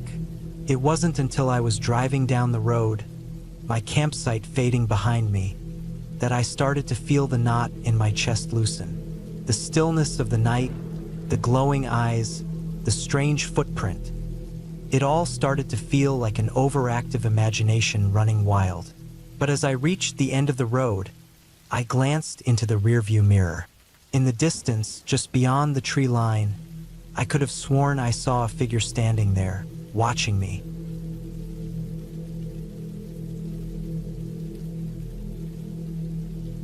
It was supposed to be the perfect weekend. The kind of weekend you see in the commercials where everything is just right. I was going camping with a few friends, the weather forecast was clear, and we had everything packed and ready to go. We'd set our sights on a remote spot in the mountains, miles from any city, with nothing but trees, rocks, and the sky for company. We weren't looking for anything extraordinary, just a few days away from the chaos of everyday life. We left early in the morning, eager to get there while the sun was still low in the sky. The drive was long, but the landscape was beautiful. Rolling hills, dense forests, and streams running alongside the road. We talked about everything and nothing at all, filling the car with laughter and music. The kind of carefree conversation that makes you feel like nothing could go wrong.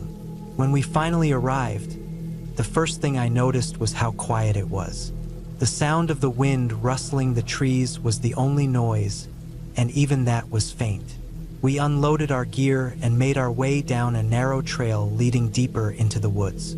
I was already looking forward to the fire, the food, and just sitting back and relaxing by the campfire. The campsite was nestled in a small clearing beside a stream. We set up our tents quickly, each of us claiming our spot. The sun was starting to dip, and we gathered firewood for the evening. By the time the fire was lit, the night had fully settled in, and the temperature dropped. I could feel the cold creeping into my bones, but the fire was warm and inviting. We roasted marshmallows, joked around, and just enjoyed the quiet that surrounded us. It was all good until the first strange thing happened. I was sitting on a log, staring into the fire, when I noticed a flicker of movement out of the corner of my eye. It wasn't much, just a shadow in the trees, but it was enough to make me pause. I looked around, but nothing seemed out of place. My friends were still laughing, oblivious to anything unusual. I tried to shake off the feeling of unease and went back to the fire. Later, as we were winding down for the night, the wind picked up, making the branches of the trees sway. It didn't feel like a normal wind, though.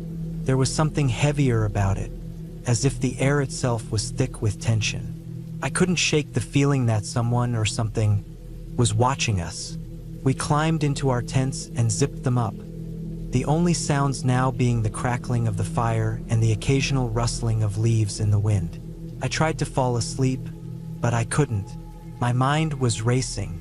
I kept imagining eyes staring at me through the tent fabric, shadows moving just outside my vision. Every little sound seemed amplified in the silence of the forest. My breath came quicker, and I found myself gripping the sides of my sleeping bag, wishing I could relax enough to sleep. Around midnight, I heard something, a noise, faint at first, but unmistakable. A footstep, then another, and another. Someone or something was walking just outside our camp. I could hear it clearly now, the crunch of leaves, the shifting of branches underfoot. It wasn't the wind. It wasn't an animal. It was deliberate. My heart skipped a beat, and I held my breath, straining to listen. The footsteps paused. There was silence, and then a soft, almost inaudible voice. So quiet I almost didn't hear it. Whispered, "Leave." The hairs on the back of my neck stood up. I wanted to call out to my friends, but I was frozen, not knowing whether it was better to stay quiet or alert them. The footsteps started again, moving slowly as if the person, whoever it was circling our camp. I was paralyzed with fear, but I didn't want to risk looking outside the tent. What if I saw something? What if I didn't? I lay there, listening, hoping it was just my imagination, praying it was nothing. The noise continued, coming closer, then farther away, like a person walking around the edge of the camp. I was sure it was human. The cadence of the footsteps was too deliberate, too steady to be an animal. Time passed slowly. Every minute felt like an hour. Eventually, the sound stopped. I waited a long time before daring to move. I reached for my phone, but the signal was weak, and I couldn't get through to anyone. I lay there for what felt like hours, staring at the walls of my tent, listening to the quiet. Finally, exhausted, I drifted off to sleep, but the feeling of being watched never left me. Morning came, and with it, the usual sounds of the forest. The birds, the rustling of leaves in the breeze, the babble of the stream. But the tension from the night before lingered. I didn't say anything to the others at first, thinking maybe I'd imagined it. But I knew I hadn't. I could still feel it, that unsettling sense of being watched, the footsteps that had circled our camp, and the whispered warning to leave. After breakfast, we decided to go on a hike to shake off the weirdness of the night. We headed up a trail that led into denser woods. The air was cool, the ground soft beneath our boots. For a while, the hike was just the usual peaceful trek through the forest, until we found the first strange thing. It was an old, abandoned campsite, overgrown with moss and weeds. The fire pit was still there, though the ashes had long since been cold. There were no signs of anyone being there recently, but something about the place felt wrong. The trees around the campsite were unnaturally twisted, their gnarled branches stretching toward the sky like clawed hands. It gave me an odd sense of foreboding, but I tried to brush it off. We moved on, but I couldn't stop thinking about the campsite. There was no logical reason why it should make me feel so uneasy. After all, people camped in the woods all the time, right? As we continued our hike, things started to feel off. The woods seemed thicker, the trees denser. The trail was harder to follow, and the farther we went, the quieter it became. It was as if the forest itself had swallowed up all the sound. The birds had stopped chirping, and the wind had died down. It was around midday when we reached a small clearing, and that's when I saw it. A figure standing at the edge of the woods, watching us. I froze. The figure was tall, wearing a dark hooded jacket, and it just stood there, motionless. I couldn't see their face, but I could feel their gaze on us. My heart thudded in my chest. For a moment, I thought I had imagined it. But no, there was no mistaking what I saw. The figure was real, and it was watching us. I turned to my friends, but they hadn't seen it. I blinked, and the figure was gone, disappeared into the trees as if it had never been there. I wanted to say something, but the words wouldn't come. My throat felt tight, and I was suddenly terrified. We hurried back to camp, eager to get back to the safety of our tents. The rest of the day passed in a blur. We didn't talk much, and the atmosphere around the campfire was tense. When night came again, I didn't even want to go into the tent. But there was no other option. That night, I lay awake once more, listening for footsteps, for any sign that the figure from earlier would return. I heard nothing, just the wind and the occasional crackling of the fire. But I couldn't shake the feeling that someone, or something, was out there, watching. Morning came and we packed up early. Everyone was eager to leave, though no one said why. There was an unspoken tension in the air, a sense of relief that we were finally heading back to civilization. As we made our way out of the woods, I couldn't help but glance back. That's when I saw it. At the edge of the trail, just out of view, was the same figure from the clearing, watching us again, but this time it wasn't standing still. It was moving, walking toward us, its pace slow and deliberate. We didn't stop.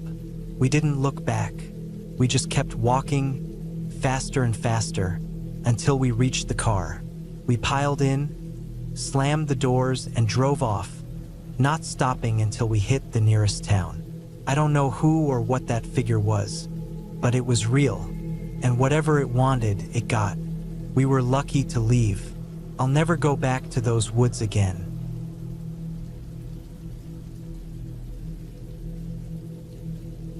The first thing I remember clearly is how peaceful the woods were when I set up camp. The trees stood tall, their thick trunks rooted deeply into the earth, and the light filtering through their leaves created patterns on the ground that shifted as the wind blew. There was a fresh scent of pine in the air, and everything around me seemed calm. Too calm, in fact. I had planned this solo camping trip for months. After a long year of stress at work and personal life, I needed a break. Some time alone, away from everything. I decided on a secluded spot in the forest, far from the usual trails. No one would find me here, and that was the point. No distractions, no noise, just nature and me. I arrived at the campsite early in the afternoon, with plenty of daylight left. Setting up my tent was easy, and I spent the next hour gathering firewood. The warmth of the sun still lingered in the air, but I knew it wouldn't last. Night would come soon enough, and with it, the drop in temperature. As I sat by the fire I had started, I felt a strange sense of satisfaction. There was something about the simplicity of it all. The crackling of the fire, the chirping of distant birds, the rustle of leaves in the breeze. Felt like everything was as it should be. But then, as the light began to fade, something shifted. The woods that had seemed so peaceful before now felt different. It wasn't loud or anything, but there was a subtle shift in the atmosphere, like the air had thickened just slightly, as if holding its breath. I brushed it off. Maybe it was just the way things felt once the sun went down. Maybe it was just me. It had been a while since I'd been alone in the woods at night. I sat up straighter, poking at the fire with a stick, the orange flames flickering and crackling. That's when I heard it. A soft rustling sound, almost like footsteps, coming from the direction of the trees at the edge of my camp. My heart skipped a beat, but I quickly told myself it was probably just an animal. Deer, maybe, or a raccoon. It wasn't uncommon to hear wildlife in the forest, especially at night. Still, I couldn't shake the feeling that something was off. I grabbed the flashlight I'd placed beside me and shone it toward the trees. Nothing. I told myself it was fine. The firelight cast long, flickering shadows, and the woods were dark. My mind was probably playing tricks on me. I tried to relax and refocus on the fire, but the rustling continued. It was coming closer now. Slow, deliberate steps, the kind you hear when someone's trying to be quiet, but they don't know how to do it right. I stood up, my hand gripping the flashlight so hard my knuckles turned white. Couldn't help it. My instincts were on edge. I looked around the campsite, my eyes darting between the trees and the shadows they cast. I waited, the only sound now the crackling of the fire and my own quickening breath. And then, just as I was about to call out, the rustling stopped. Dead silence. The kind of silence that made my skin prickle with unease. I felt like I should go inside the tent, lock myself away, but something told me that would be the wrong move. Whatever was out there wasn't going to go away just because I hid from it. So I stayed still, holding the flashlight in front of me, my eyes scanning the darkness. A few minutes passed, and I thought maybe it had just been a deer after all. Maybe I was overreacting. Then I heard something else. This time it wasn't just rustling. It was a low, guttural sound, something I couldn't quite place. A scraping sound, followed by a faint, almost imperceptible whisper. I froze. My heart raced, the hairs on the back of my neck standing on end. I knew now I wasn't alone, and I didn't know if it was a person or something else, but I wasn't willing to find out. Slowly, I backed toward the tent, keeping the fire in my line of sight. But as I reached the zipper of my tent, I heard the sound again. Closer this time, too close. It came from just beyond the firelight.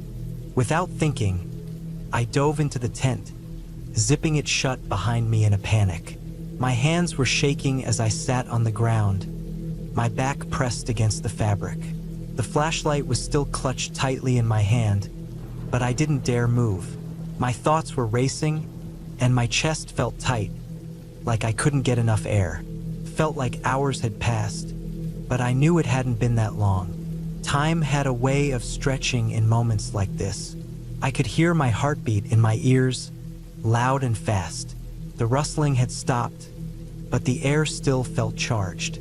Every small noise, every little movement outside the tent made me jump. I thought I could hear the faintest sounds of footsteps, but I wasn't sure if I was just imagining it. I couldn't stay in the tent forever. I needed to make a plan. I had a phone with me, but no service out here. The nearest ranger station was miles away. There was no one to help if something went wrong. I was on my own in the middle of the woods with whatever or whoever was out there.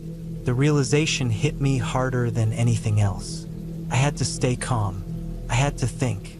If it was a person, they weren't being aggressive. Yet, but I couldn't be sure. I had no way of knowing what their intentions were. I had to be smart.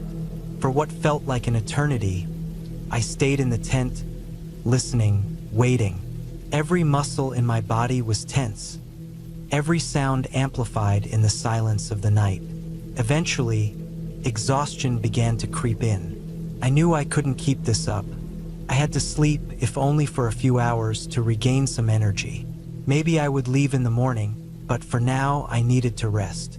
I pulled the sleeping bag around me, trying to make myself as small and inconspicuous as possible. I kept the flashlight in my hand, just in case. My eyes drifted shut, but I didn't sleep deeply. The smallest noise would jolt me awake, my heart racing again. It wasn't until the first light of dawn that I felt a little relief. The woods were still, the air cool and crisp. No footsteps. No rustling. Just the sounds of nature, birds chirping, the wind in the trees. I wasn't sure what had happened during the night, but it felt like whatever had been out there was gone now. Carefully, I unzipped the tent and stepped out into the morning light. The campsite was untouched. No signs of anyone having been there, no tracks in the dirt, no disturbed leaves. The fire had burned down to embers, and everything looked almost normal. Too normal. I didn't waste any time packing up. I felt uneasy, like I was being watched, but I couldn't stay any longer. I was ready to leave. By the time I reached my car and drove away, I couldn't shake the feeling that something had been out there. Something real, something human. I still don't know who or what it was, but I never went back to that forest. I don't even camp anymore. Some experiences leave you with more questions than answers, and some things you just can't explain. But I learned my lesson that night. There are things in the woods that shouldn't be ignored, and sometimes the best decision is to leave before you find out what they really are.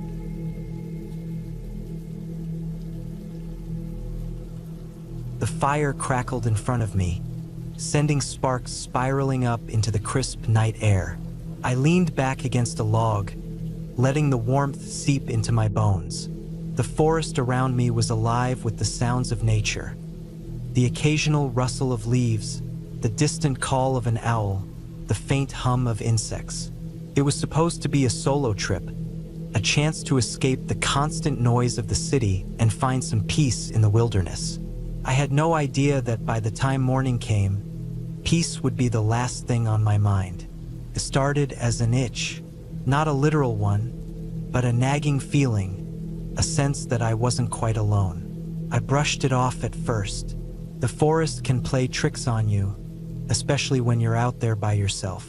Every shadow becomes a shape, every sound a potential threat. But as the night deepened, that feeling grew stronger. I'd picked a clearing near a small stream, far enough from the nearest trail to feel secluded, but not so remote that I couldn't find my way back. My tent was set up a few feet away from the fire, my gear neatly stashed inside. It was a good spot, or at least it had seemed like a good spot earlier in the day. Now, with darkness pressing in from all sides, it felt exposed, vulnerable. I'd eaten a simple dinner, instant noodles cooked over the fire, and had planned to settle in with a book before bed. But I couldn't focus. My eyes kept darting to the edge of the firelight, searching for movement. I told myself it was nothing, just my mind playing tricks. I'd read somewhere that humans are hardwired to fear the dark, that our ancestors' survival depended on being alert to potential predators. That explanation didn't make me feel any better. Around midnight, I decided to call it a night. I doused the fire, leaving just enough embers to make rekindling it easier in the morning. Crawling into my sleeping bag, I zipped the tent closed and lay there, listening to the sounds of the forest. The wind had picked up, rustling the trees above. I closed my eyes, trying to convince myself that I was imagining things.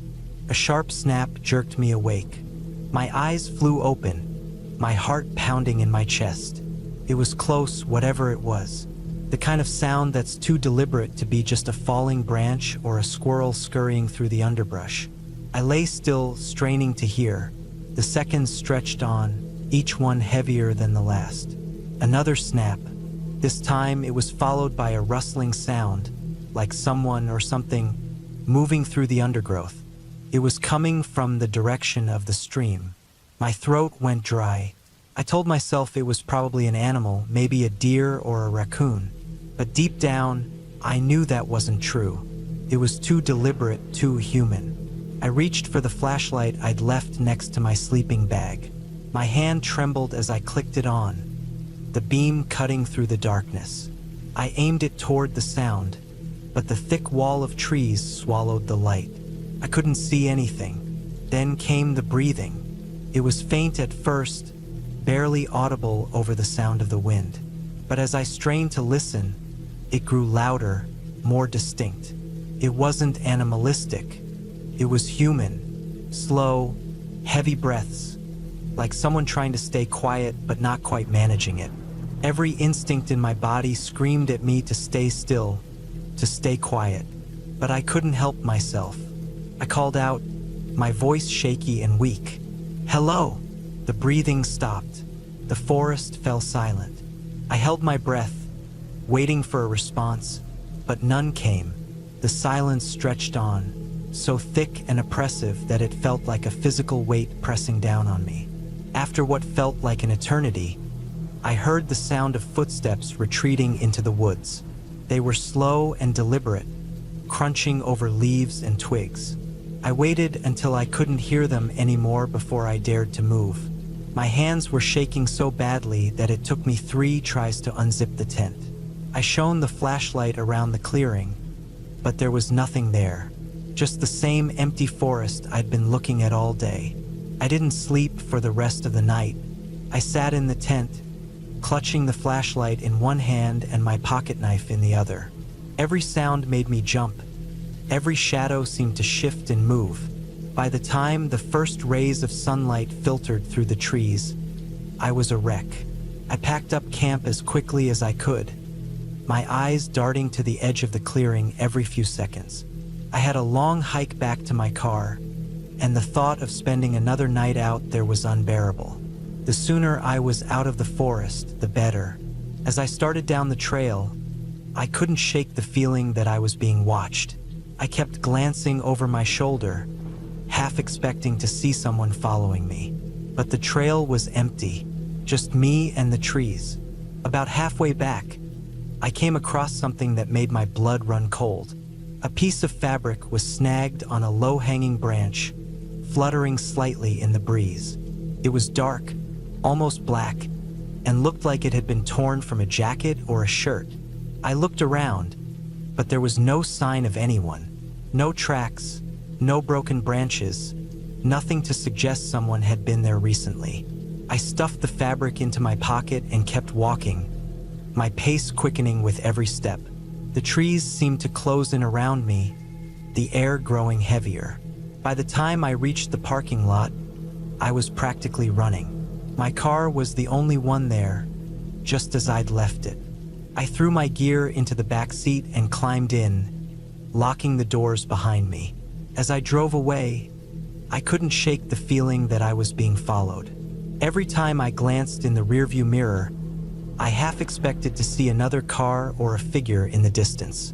But there was nothing, just the empty road and the forest receding behind me. It wasn't until I was miles away, back on the highway, that I finally started to relax.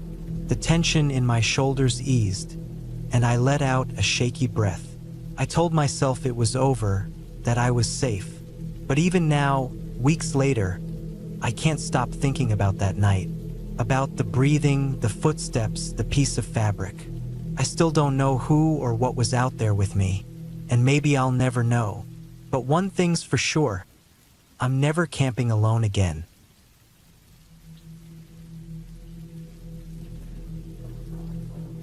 It started as a simple plan, a solo camping trip into the wilderness to clear my mind.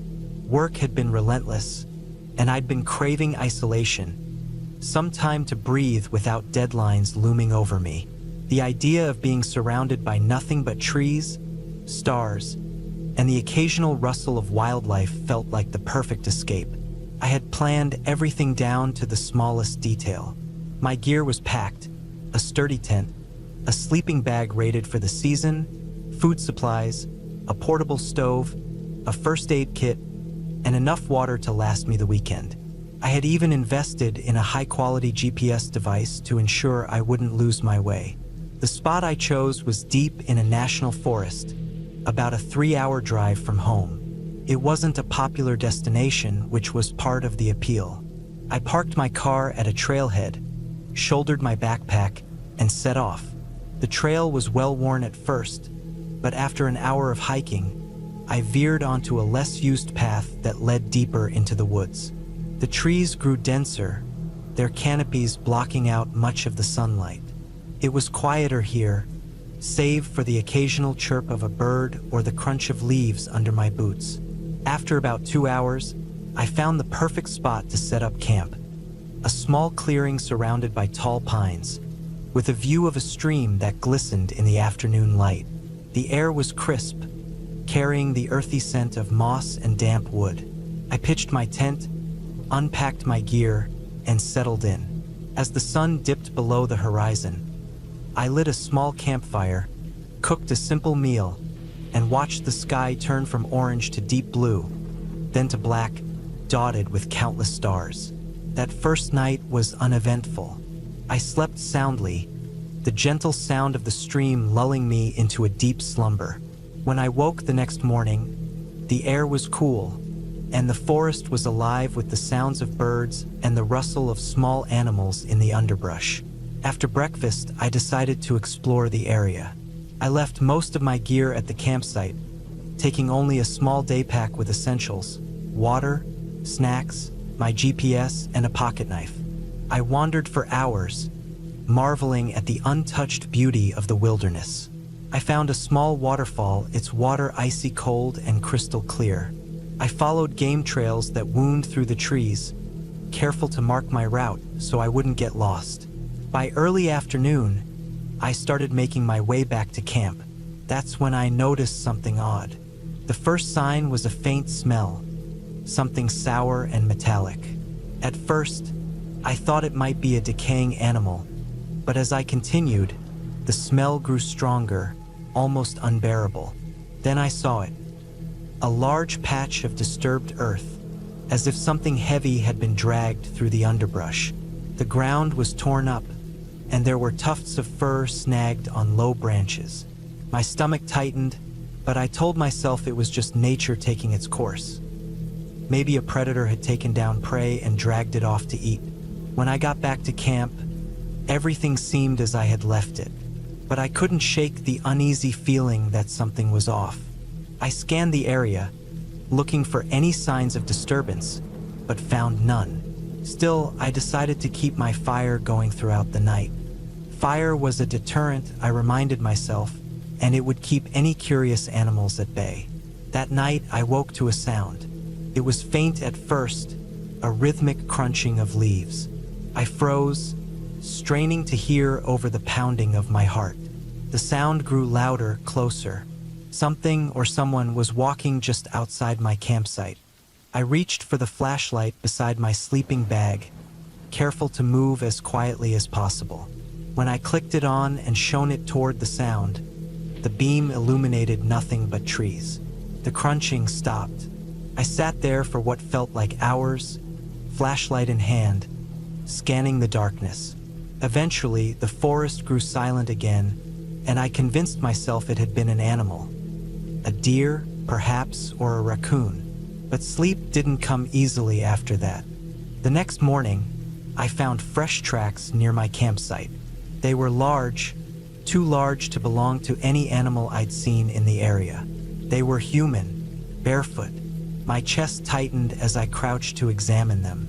The prints led away from my campsite, disappearing into the dense underbrush.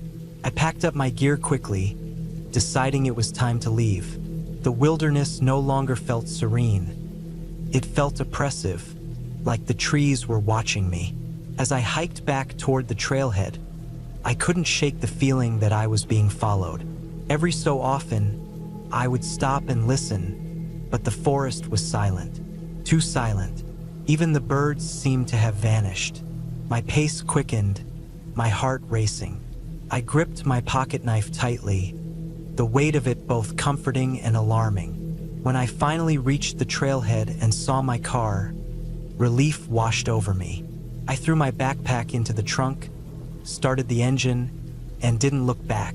But as I drove away, I couldn't ignore the feeling that I had been watched the entire time. The image of those barefoot tracks haunted me. It wasn't until I was home, doors locked and curtains drawn, that I allowed myself to relax. I told myself I had overreacted, that the tracks could have belonged to another hiker who had wandered off the main trail. But deep down, I knew better. I knew those woods held secrets I wasn't meant to uncover. I haven't been camping since.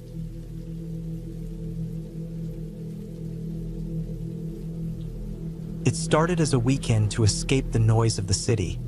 A trip into the wilderness with nothing but a tent, some basic supplies, and a desire for solitude. I chose a spot deep in a national forest, miles from the nearest trailhead. I had read about it online.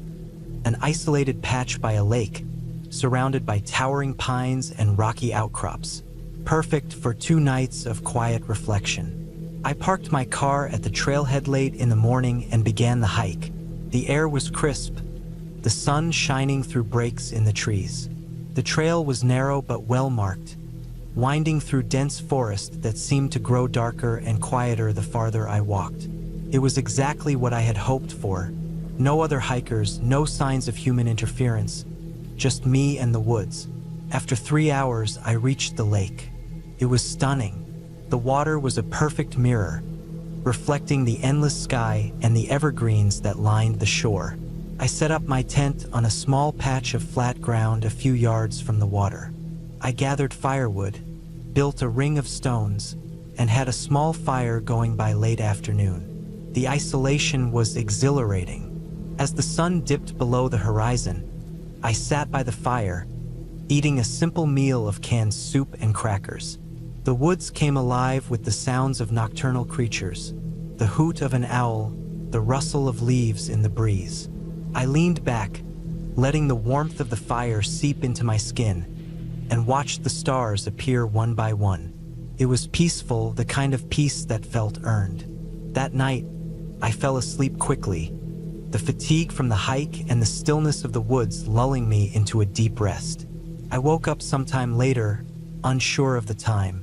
My tent was pitch black, save for the faint glow of the moon filtering through the fabric. I lay still, trying to figure out what had roused me. The forest was quiet, too quiet. Then I heard it, a faint crunch of leaves. My first thought was that it was an animal. I'd read about the wildlife in the area, deer, raccoons, maybe even a bear. But this didn't sound like an animal. It was deliberate, measured, like footsteps. I held my breath, straining to listen. The sound moved, slow and cautious, circling my tent. My pulse quickened, and I fumbled for my flashlight. When I turned it on, the beam illuminated the inside of the tent but did little to calm my nerves. I stayed there, frozen, listening as the footsteps stopped just outside. The seconds stretched into what felt like hours. Finally, I mustered the courage to unzip the tent slightly and peek out. The fire had burned down to embers, casting a faint orange glow over the campsite. Nothing moved. The trees stood like sentinels, their shadows long and eerie in the moonlight. I stepped out, flashlight in hand, and swept the beam around the area. The forest looked the same as it had when I'd set up camp, but something felt different. The air was heavy, almost oppressive, and my instincts screamed that I wasn't alone. I didn't see anything, but I couldn't shake the feeling that someone, or something, was watching me. The rest of the night passed in a haze of fear and exhaustion. I sat by the fire, feeding it small sticks to keep it alive, my flashlight clutched in my hand. I must have dozed off at some point, because I woke up to the pale light of dawn filtering through the trees. The unease of the night before lingered, but the daylight brought a small measure of comfort. I spent the morning exploring the area around the lake, trying to shake off the paranoia. I convinced myself it had been an animal after all, or perhaps just my imagination playing tricks on me in the darkness. But as the day wore on, I couldn't ignore the signs that something was off. I found footprints near my campsite. They were human, unmistakably so, and far too large to be mine. The tracks led from the tree line to my tent, then back into the woods.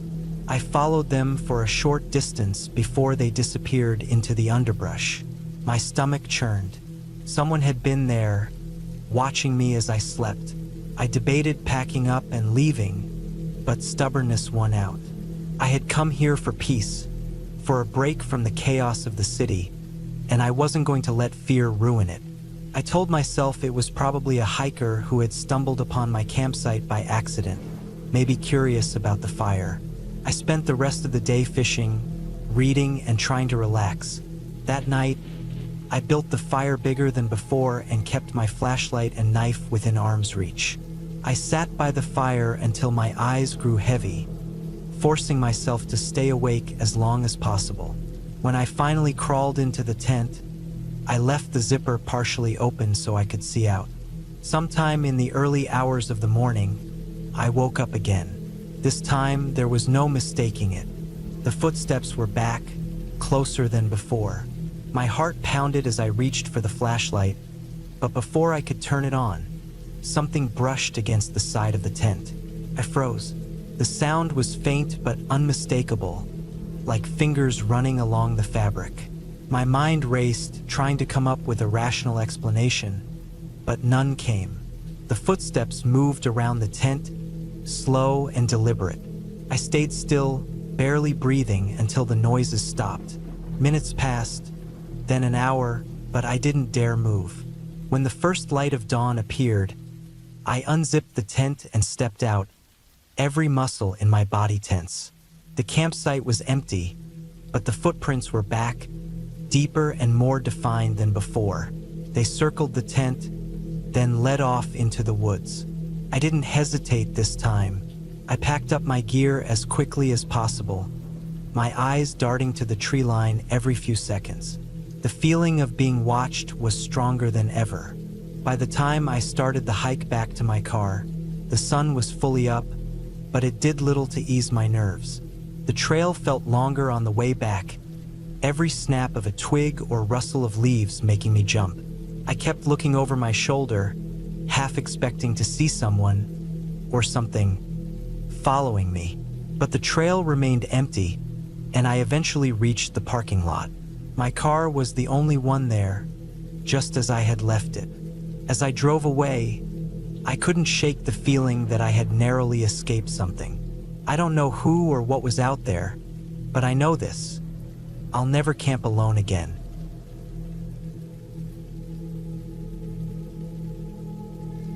It started with a simple plan, a weekend camping trip to disconnect from the daily grind.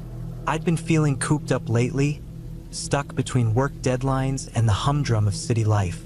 Nature seemed like the perfect antidote, and the idea of being surrounded by nothing but trees, fresh air, and a starry sky felt too good to pass up. I chose a spot I'd read about online, a secluded area about a 3-hour drive from the city, far enough to escape but close enough that it didn't feel like a major trek.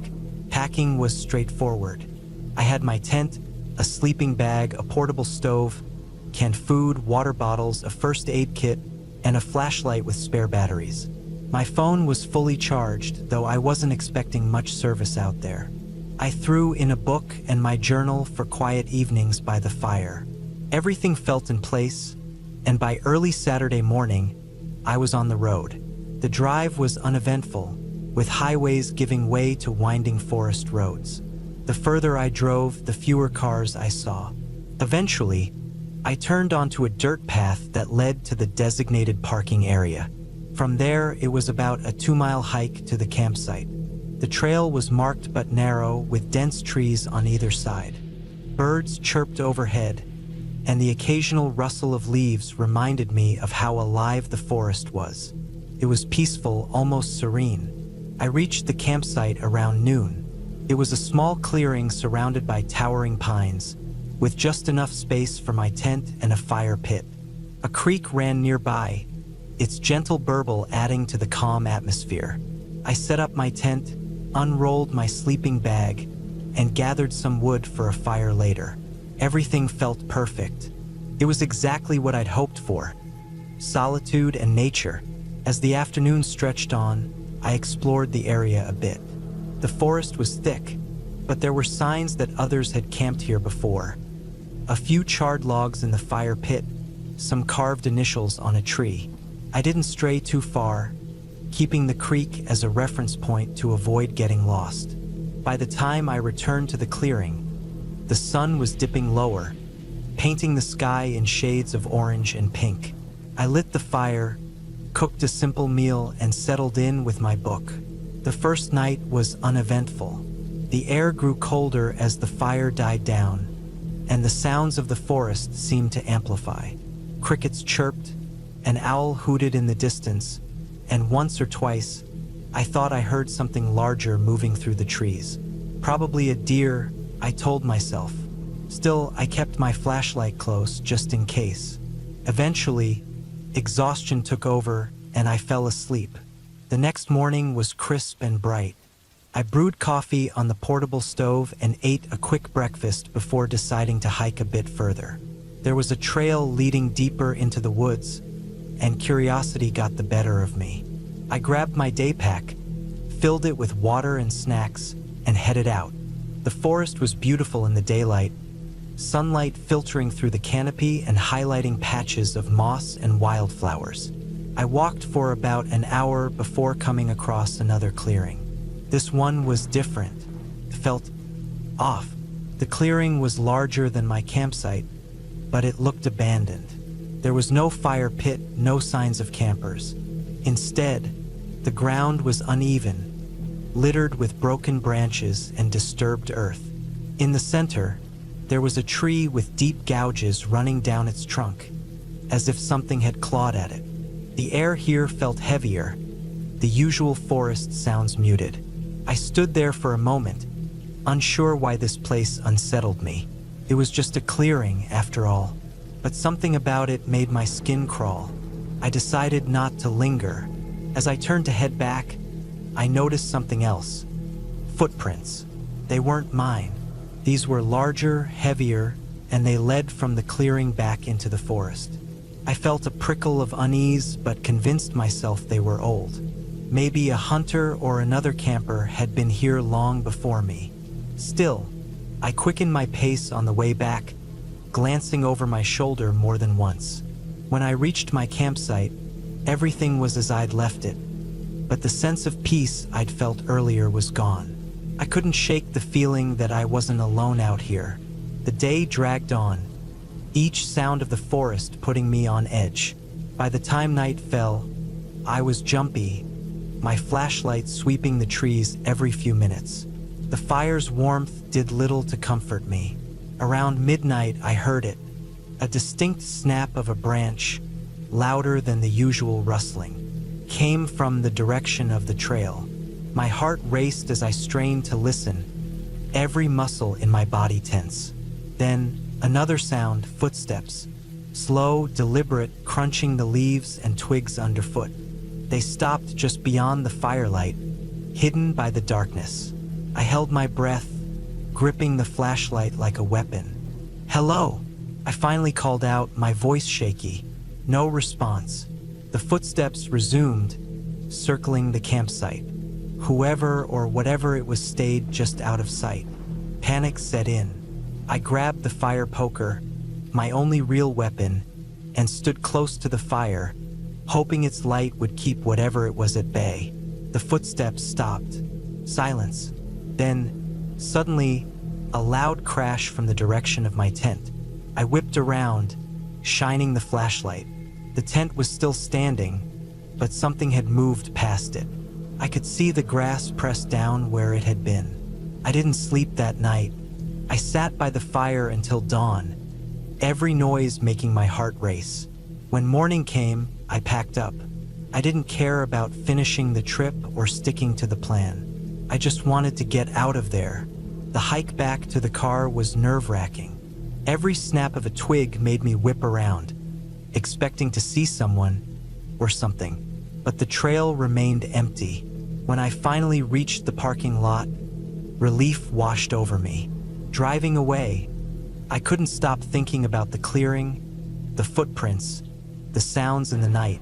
Maybe it was just my imagination running wild, amplified by the isolation. Or maybe someone had been out there watching me. I'll never know for sure, but one thing's certain. I won't be camping alone again anytime soon.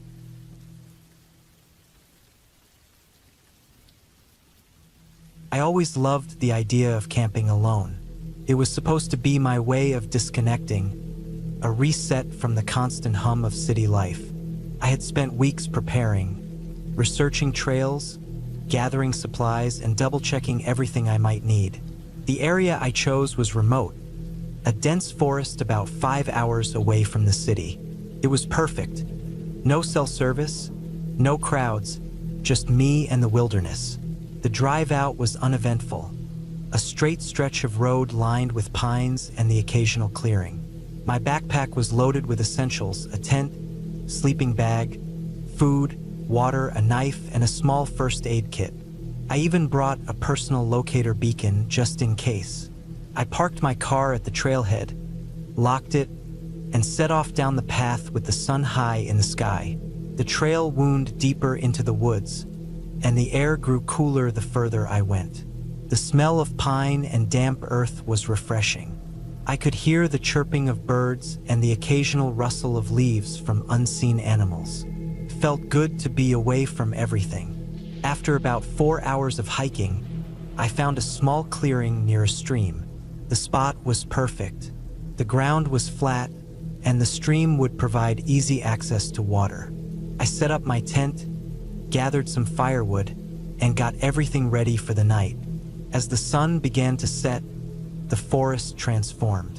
The light dimmed, casting long shadows between the trees. The chirping birds were replaced by the occasional hoot of an owl. I built a small fire and cooked a simple meal of instant noodles. Sitting by the fire, I felt a deep sense of peace. This was exactly what I had wanted: silence, solitude, and simplicity. The first sign that something was off came just as I was about to go to bed. I was sitting by the fire, staring into the flames, when I heard it. A faint snapping sound, like a twig breaking underfoot, came from somewhere behind me. I froze, straining my ears. The forest was alive with sounds, but this was different. It wasn't the random rustling of leaves or the distant call of an animal. It was deliberate. Someone or something had stepped on that twig. I turned slowly, scanning the dark trees with my flashlight. The beam cut through the darkness, illuminating trunks and undergrowth, but there was nothing there. I told myself it was probably a deer or some other animal. Still, I couldn't shake the unease. I decided to stay up a little longer, feeding the fire and keeping an ear out for any more sounds. The forest was quiet for the next hour. The fire crackled softly, and the night pressed in around me. I finally convinced myself that I was overreacting. Animals were everywhere in the woods. It was foolish to jump at every little sound. I put out the fire, crawled into my tent, and zipped it shut. Lying in my sleeping bag, I listened to the soft babble of the stream and let it lull me to sleep. I woke up to darkness and silence. My watch said it was just past 2 a.m. Something had woken me, though I didn't know what. I lay still, listening. The forest, so full of life during the day, was now eerily quiet. No crickets, No rustling leaves, just a heavy, oppressive silence. Then I heard it again, the faint crunch of footsteps on dry leaves. My heart started pounding. The sound was coming from the direction of the stream, slow and deliberate, like someone trying to move quietly but not succeeding. I reached for my flashlight and knife, my fingers trembling. With a deep breath, I unzipped the tent just enough to peek out. The beam of my flashlight swept across the clearing, illuminating the trees and the empty space by the stream. Nothing, but the footsteps had stopped. I sat there for what felt like an eternity, flashlight in one hand and knife in the other, scanning the trees for any sign of movement. The forest remained still, as if holding its breath. Finally, I convinced myself to crawl back into the tent. I didn't sleep for the rest of the night, every sound setting my nerves on edge. When dawn finally broke, the forest seemed to come alive again. Birds chirped, and the stream gurgled cheerfully, as if the night's events had been a bad dream. I stepped out of the tent, my body stiff from tension and lack of sleep. The clearing looked the same as it had the day before, but I couldn't shake the feeling that I wasn't alone. I decided to cut my trip short. I packed up my gear quickly, my eyes darting to the trees every few seconds. The thought of staying another night out here was unbearable. As I started back down the trail, I kept glancing over my shoulder, half expecting to see someone following me. The feeling of being watched was suffocating. About an hour into the hike, I noticed something odd. The trail, which had been clear and well marked on my way in, now seemed different. The trees felt closer, the path less distinct. I pulled out my map and compass to confirm my direction. Everything seemed correct, but the sense of disorientation was overwhelming. I pressed on, my pace quickening as anxiety gnawed at me. The snapping of a twig stopped me in my tracks. This time it was close, too close.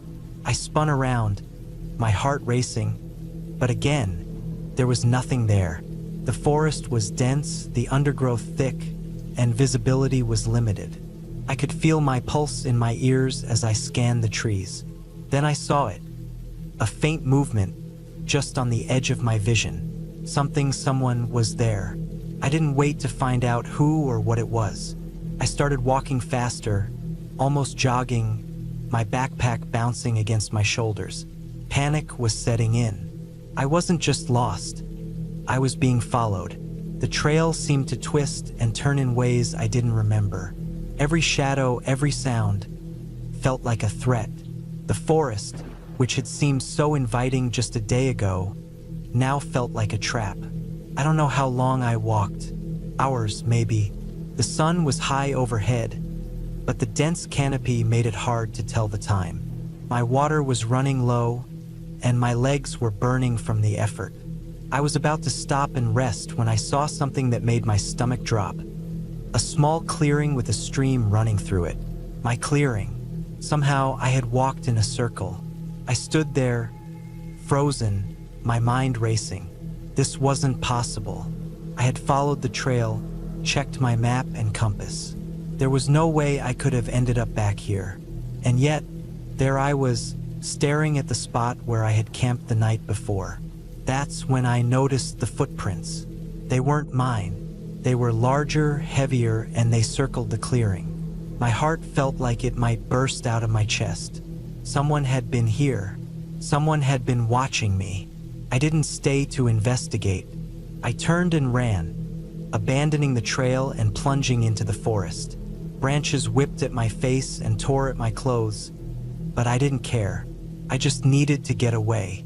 My only goal was to put as much distance as possible between me and that clearing. Eventually, I stumbled upon a dirt road. Relief washed over me as I realized it might lead to safety. I followed it, my legs trembling and my breath ragged. After what felt like an eternity, I saw a parked truck in the distance. An older man was loading tools into the back. He looked up as I approached, his expression shifting from surprise to concern. I didn't give him the full story, just said I'd gotten lost and needed help. He offered me a ride back to the trailhead, where my car was still parked. As we drove, I kept looking out the window, half expecting to see someone step out of the woods.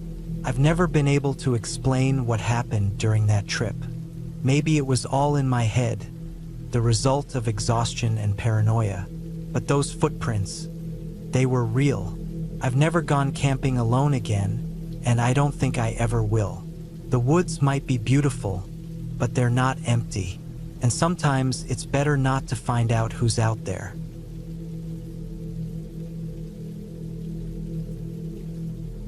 The fire crackled softly as I stirred the pot of instant noodles, the smell mixing with the earthy scent of the forest around me. I'd picked this spot, deep in the woods, far from the beaten trails, because I wanted some solitude. I was tired of city life, tired of the constant buzz of traffic and the glare of screens. This was supposed to be my weekend escape. Just me, my gear, and the endless quiet of the wilderness. The campsite wasn't much. A flat patch of dirt surrounded by towering pines and a small creek trickling nearby. I'd set up my tent a few yards from the fire, just close enough to catch the warmth but far enough to avoid sparks. My pack leaned against a rock, and my small lantern sat on top of it, casting a faint glow in the growing darkness. As I ate my dinner, the woods came alive with sound. Crickets chirped in the underbrush, and somewhere far off, an owl hooted. It was peaceful, but there was also an edge to it, a reminder that I was completely alone out here. I didn't mind. That's what I wanted. No phone calls, no deadlines, just this. By the time I finished eating, the sky had turned black, pinpricked with stars. I cleaned my pot in the creek and stashed my food in a bear-proof container, securing it a good distance from the campsite. I'd read enough horror stories about careless campers attracting unwanted visitors. The fire was starting to die down, so I added a few more logs, watching as the flames licked upward, casting dancing shadows on the trees. It must have been close to midnight when I finally crawled into my tent. The air inside was cool, and the faint smell of nylon filled my nose. I zipped myself into my sleeping bag and lay there for a while, listening to the sounds outside. The forest was alive with noise, but it was all natural. The rustling of leaves, the occasional crack of a branch, the distant babble of the creek. I must have drifted off because the next thing I knew, I was awake, heart pounding. At first, I didn't know why. The tent was pitch black, and for a moment, I thought maybe I just had a bad dream. But then I heard it, a faint crunch, like a footstep on dry leaves. I froze, my breath catching in my throat. The sound came again, closer this time. It wasn't an animal, it was too deliberate, too heavy. My mind raced through possibilities. A bear? No, bears didn't move like that. Person? But why would anyone be out here, in the middle of nowhere, in the dead of night? I reached for my flashlight, my fingers trembling as they closed around the cold metal. Slowly, I unzipped the tent, just enough to peek out. The fire had burned down to embers, casting a faint orange glow over the campsite. At first, I didn't see anything. The woods were still, the trees standing like silent sentinels. And then I saw it, a figure just on the edge of the firelight. They were standing still, watching. My breath caught in my throat as I tried to make sense of what I was seeing. They weren't moving, just standing there, half hidden by the shadows. I couldn't make out any details, just the vague outline of a person. I don't know how long we stayed like that, me staring out of the tent, them standing in the shadows. Felt like an eternity. Then, without warning, they turned and walked away, disappearing into the darkness. I didn't move, didn't even breathe until I was sure they were gone. My first instinct was to pack up and leave, but the thought of wandering through the woods at night, with someone potentially out there, was even more terrifying. Instead, I stayed awake, clutching my flashlight and my camping knife, listening for any sound. None came, When the first light of dawn filtered through the trees, I emerged from the tent, my body stiff from a night of tension.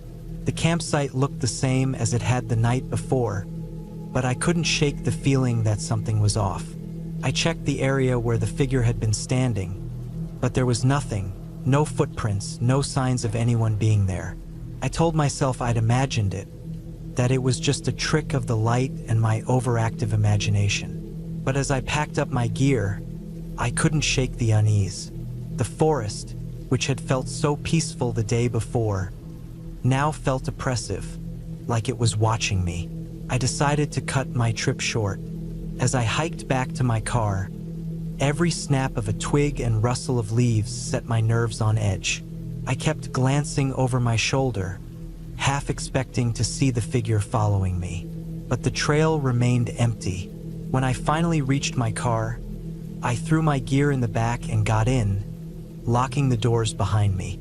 I sat there for a moment, just breathing, before starting the engine. The drive back to the city felt surreal, the miles of forest blurring past the windows. Even now, weeks later, I can't explain what happened. Maybe it was just a hiker who got lost, or maybe my mind was playing tricks on me. But every time I think about going back into the woods, I feel that same knot of fear in my stomach. The wilderness is beautiful, but it's also vast and indifferent, and sometimes it's better to leave it alone.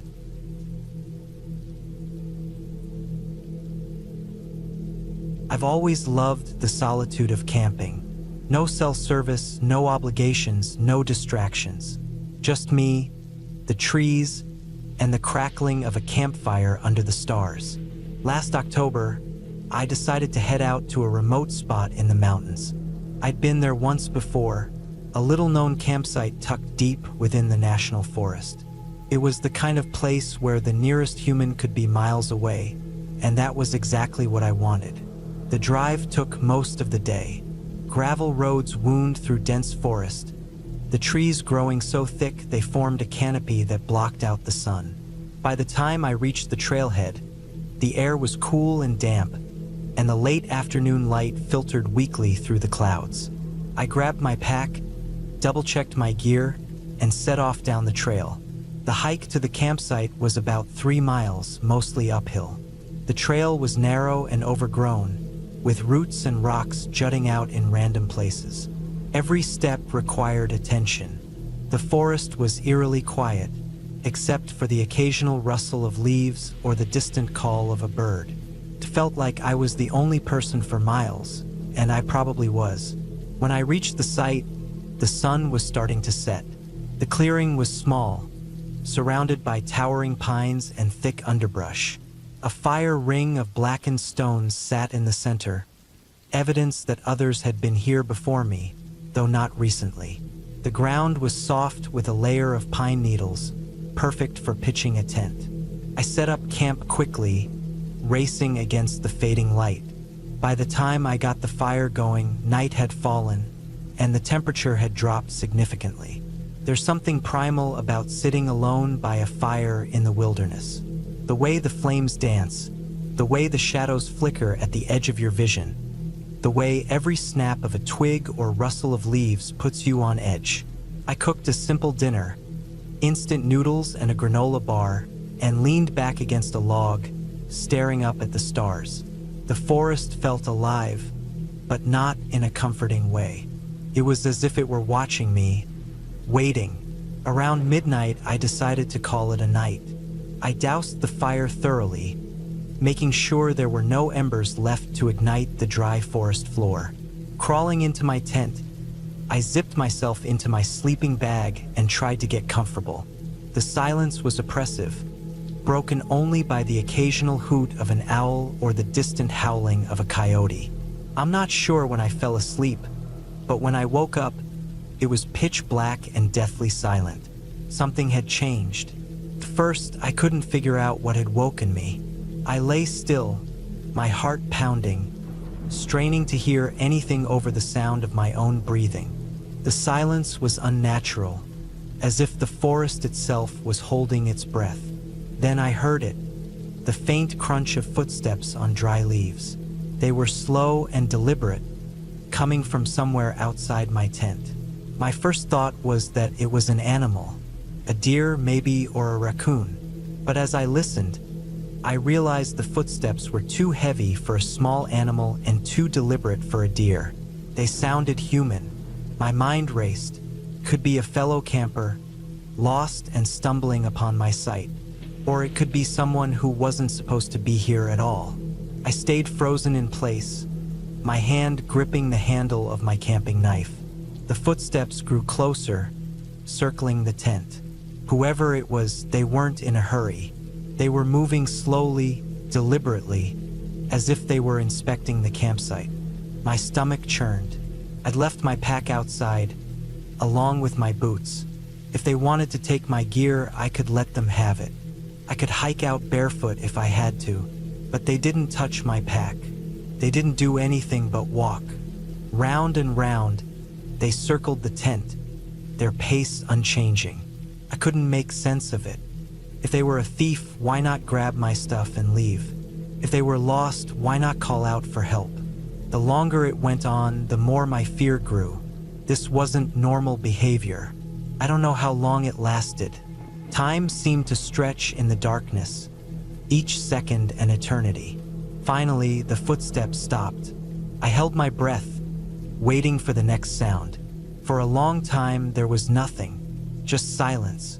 Then, slowly, I heard the footsteps retreating, growing fainter and fainter until they disappeared entirely. I didn't move for what felt like hours. My muscles ached from the tension, but I was too scared to even shift in my sleeping bag.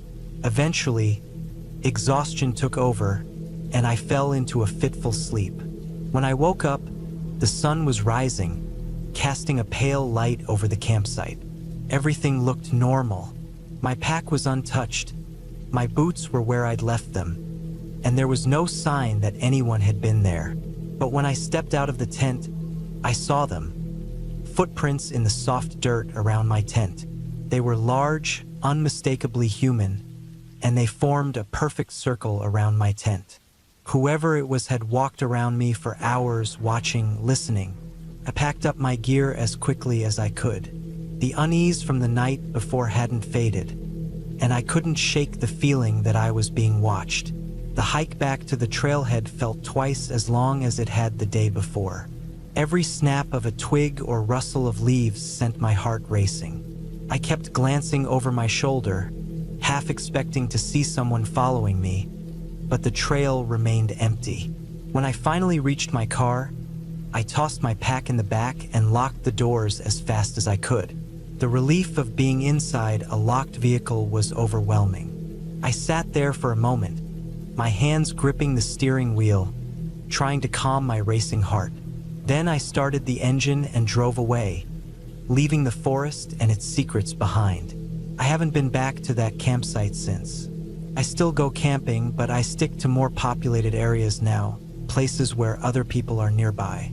I've tried to rationalize what happened that night. Maybe it was another camper who didn't realize they were being creepy. Maybe it was someone from a nearby town messing with me. But deep down, I know that whoever was out there that night wasn't lost or curious or playing a prank. They were there for a reason, and that reason still haunts me. The forest can be a beautiful, peaceful place, but it can also be dark and unforgiving. Out there, away from the safety of civilization, you're vulnerable. You're alone, and sometimes you're not as alone as you think.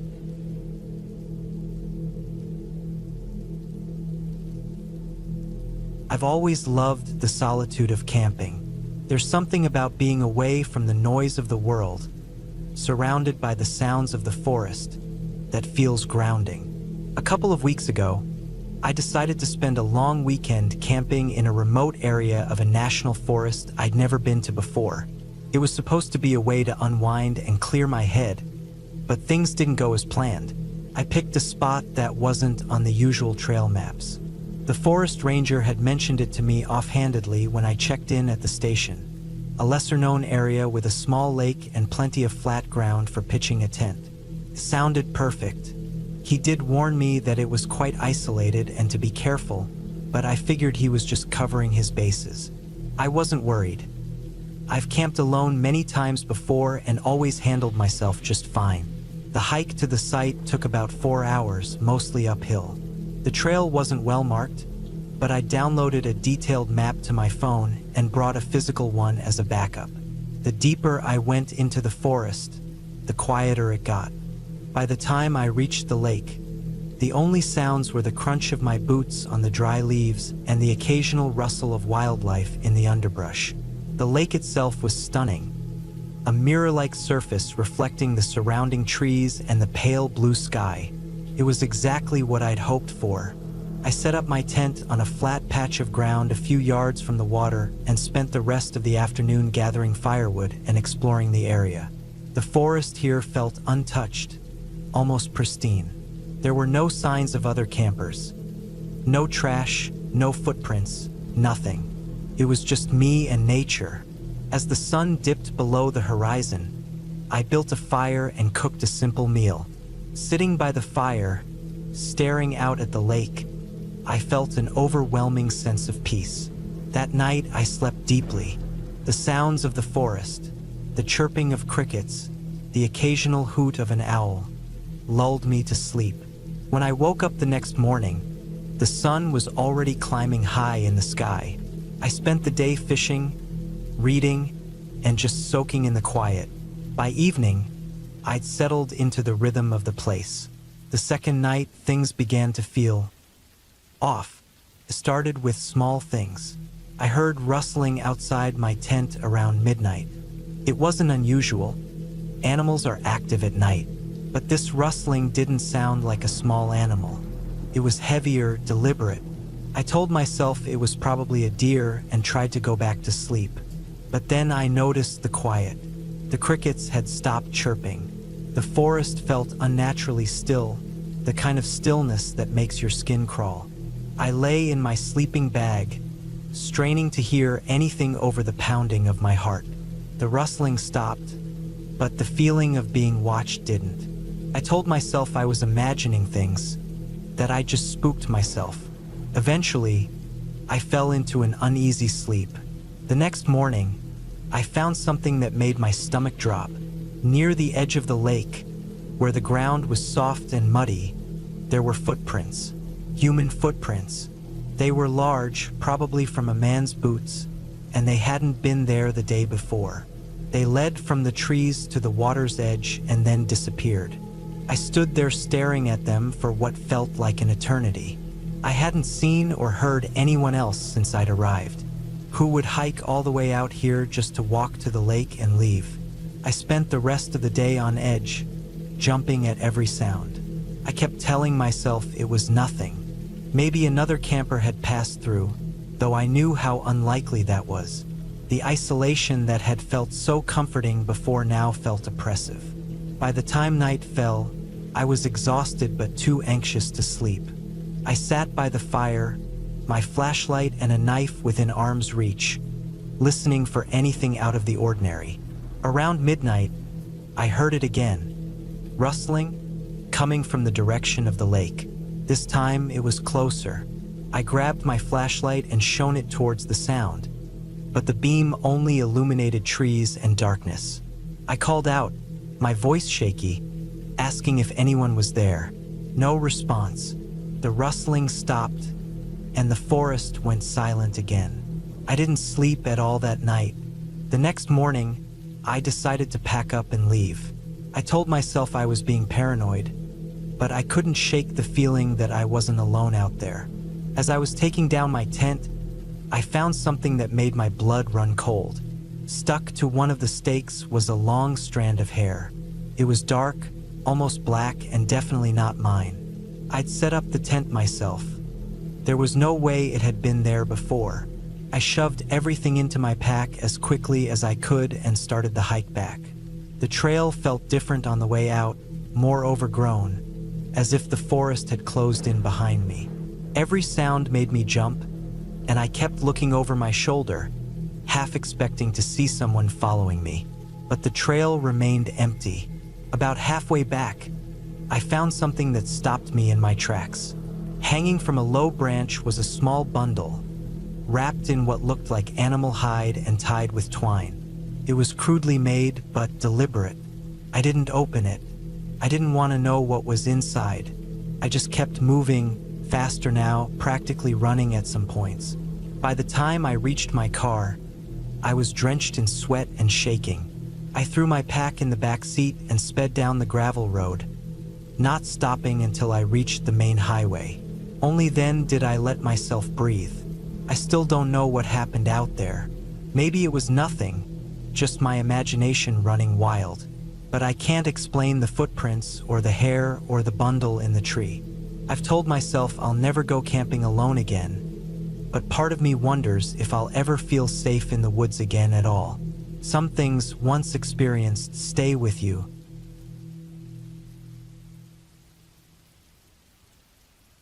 The forest felt alive that night, but not in the comforting, serene way it often does.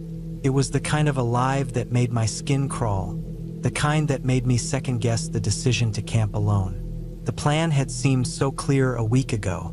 A weekend in the woods, away from the constant buzz of city life. No phone, no internet, just me and the quiet. I had chosen a spot deep in the woods, far from the popular trails and crowded campsites. The map showed a small clearing near a stream. Perfect, I thought. By the time I arrived late Friday afternoon, the sun was dipping low, casting long shadows through the towering pines. The air was crisp and cool, carrying the earthy smell of moss and damp leaves.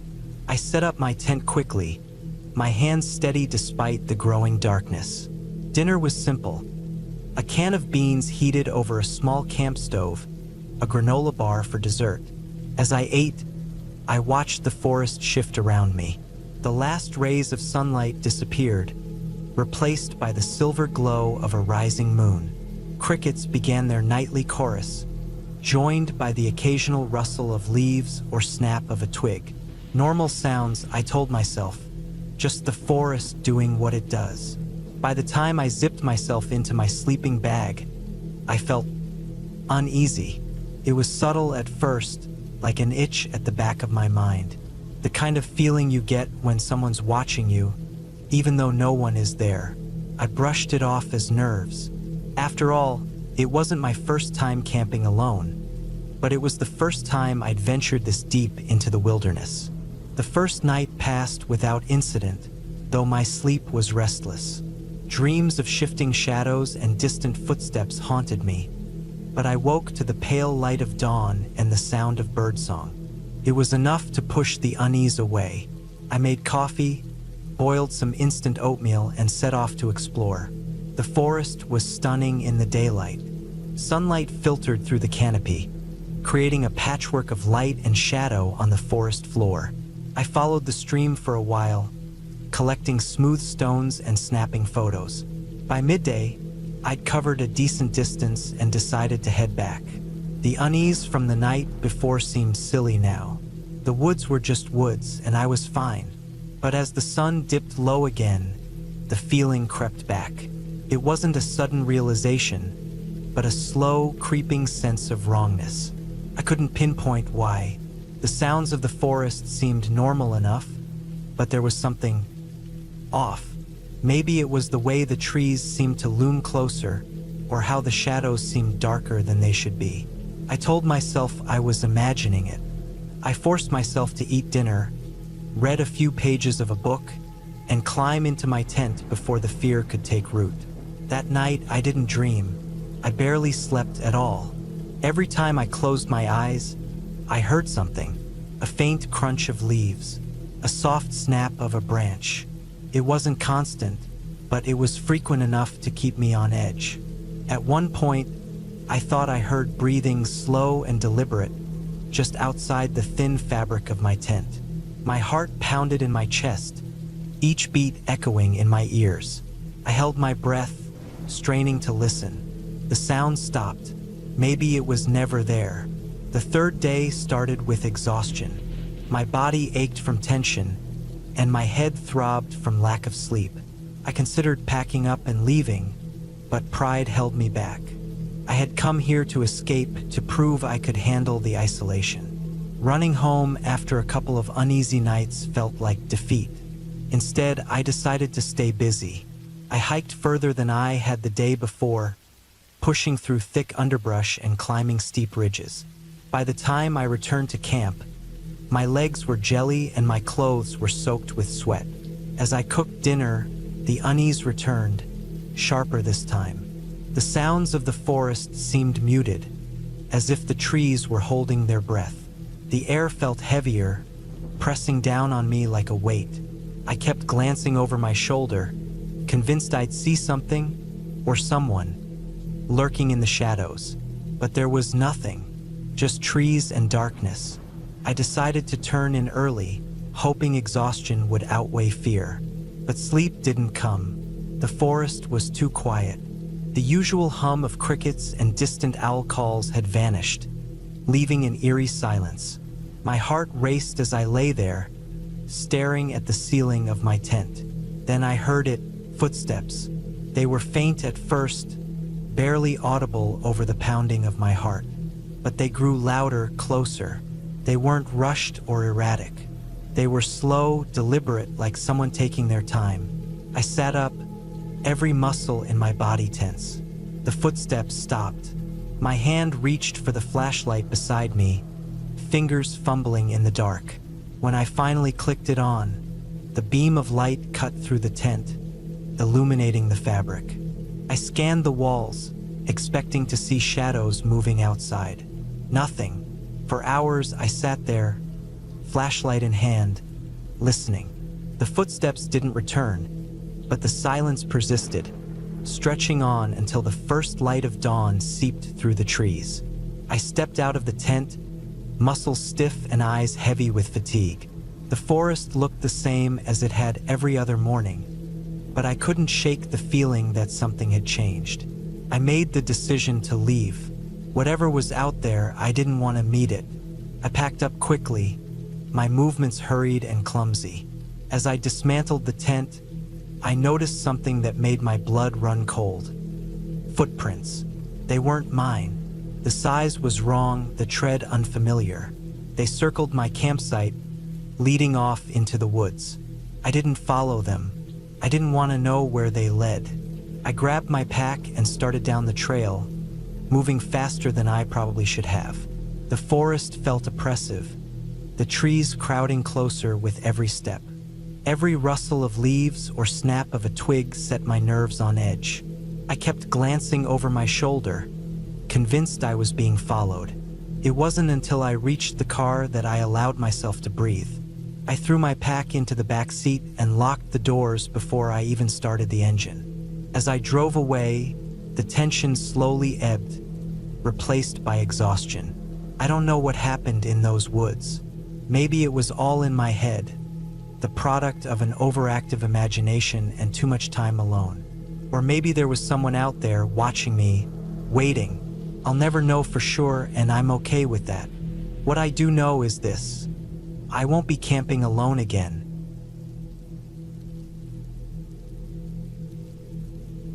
The trailhead was unassuming, just a small dirt lot, a wooden sign, and the kind of quiet that makes you feel like the world has pressed mute. I had been planning this solo camping trip for weeks, eager to escape the monotony of my 9-to-5 life. The plan was straightforward: hike deep into the forest, set up camp, and spend 2 nights under the stars. No phones, no distractions. Just me, the trees, and whatever thoughts bubbled up in the silence. The first few miles were uneventful. The trail snaked through towering pines and oaks, their branches weaving a canopy that filtered the sunlight into scattered golden patches. The air smelled of earth and sap, and the only sounds were the crunch of my boots on the dirt path and the occasional rustle of a bird or squirrel. It was perfect, exactly what I had hoped for. By mid-afternoon, I found a small clearing near a creek. It was idyllic, the kind of spot that would make for a postcard-perfect camping photo. The creek's gentle gurgle added a soothing backdrop to the scene, and the ground was flat and soft, covered in a layer of pine needles. I set up my tent, gathered some firewood, and spent the rest of the daylight exploring the area. I found a few animal tracks near the creek. Deer, I guessed, and noticed some claw marks on a nearby tree. Probably a bear, but they looked old, and I wasn't too concerned. I'd stored my food in a bear-proof container, far from my tent, just as the guides recommended. That night, as I sat by the fire, the forest came alive with sounds. Crickets chirped in unison, and an owl hooted somewhere in the distance. The stars were brighter than I'd ever seen, scattered across the sky like shards of glass. I felt a deep sense of peace, a rare moment of contentment that seemed to settle in my chest. I stayed up later than I planned, feeding small sticks to the fire and staring into the flames until my eyes grew heavy. The first sign that something was off came the next morning. I woke up to find the firewood I'd gathered scattered around the campsite. At first, I thought it might have been the wind, but there hadn't been any strong gusts overnight. The logs were heavy, not the kind of thing that would roll away easily. Maybe an animal had wandered through, curious about the smells of the campfire. It didn't seem like a big deal, so I brushed it off and went about my day. I spent most of that day hiking further into the forest, carrying only a small day pack with water, snacks, and a map. The deeper I went, the more the forest changed. The trees grew denser, their trunks gnarled and twisted. The underbrush thickened, and the air felt heavier, cooler. I found a rocky outcrop that offered a stunning view of the valley below and sat there for a while, eating a granola bar and listening to the wind. It was so quiet, so utterly removed from the world I knew, that it almost felt unnatural. When I returned to camp that evening, I noticed something strange. One of my tent stakes was loose, and the corner of the tent had collapsed slightly. It wasn't windy, and I was sure I'd secured everything properly. Unease prickled at the back of my neck, but I told myself it was nothing. Maybe I hadn't driven the stake deep enough. Still, I couldn't shake the feeling that something was watching me. The shadows seemed darker, the sounds of the forest sharper and more distinct. I built a larger fire that night, its light a small comfort against the encroaching darkness. The second night was restless. I woke up several times, heart pounding, without knowing why. The forest was eerily quiet, the kind of silence that feels wrong. Around 3 a.m., I thought I heard something outside the tent. It was faint, a soft crunching sound, like footsteps on dry leaves. I froze, every muscle in my body tense. The sound stopped, and for what felt like hours, I lay there, straining to hear anything else. Eventually, exhaustion won, and I drifted back into a fitful sleep. Morning brought little relief. The fire pit had been disturbed, ashes and charred scattered around. My bear-proof container had been moved, though it was still sealed. That wasn't supposed to happen. Those things are designed to be nearly impossible to open or move. It felt deliberate, like someone or something was testing me. I decided to cut my trip short. As much as I loved the idea of solitude, this was too much. The forest didn't feel peaceful anymore. It felt oppressive, like it wanted me gone. I packed up my gear as quickly as I could and started back toward the trailhead. The hike back was tense. Every sound, a snapping twig, a rustling bush, set my nerves on edge. I kept glancing over my shoulder, half expecting to see someone following me. But there was nothing, just the empty trail and the endless trees. About halfway back, I noticed something that made my stomach drop. Along the edge of the trail, there were footprints. Not animal tracks, but human. They were fresh, the edges of the prints still sharp in the dirt.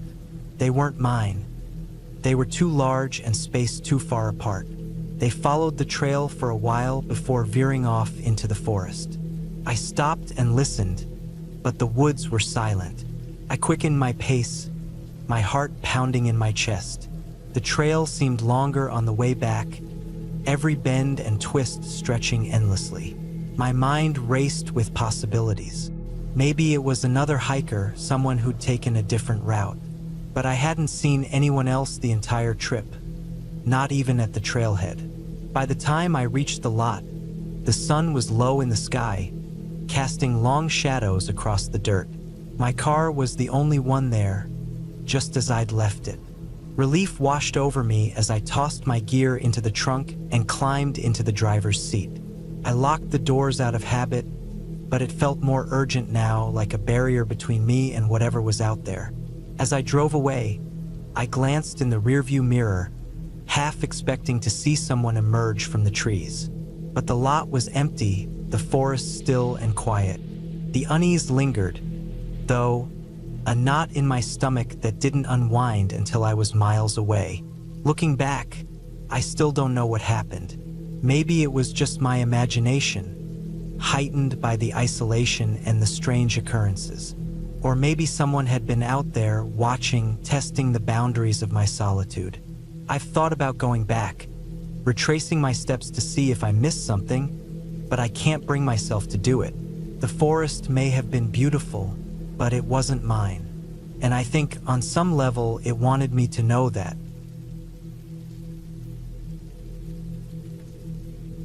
I had planned this camping trip for weeks. After spending too much time in the grind of work and city life, I needed to escape to the solitude of the wilderness. I'd found a spot in a remote forest area, far from any main roads or populated trails. It wasn't a popular location, and that's exactly what I wanted. No other campers, no noises, just me and nature. The idea of total isolation was appealing, almost intoxicating. The drive to the trailhead was uneventful.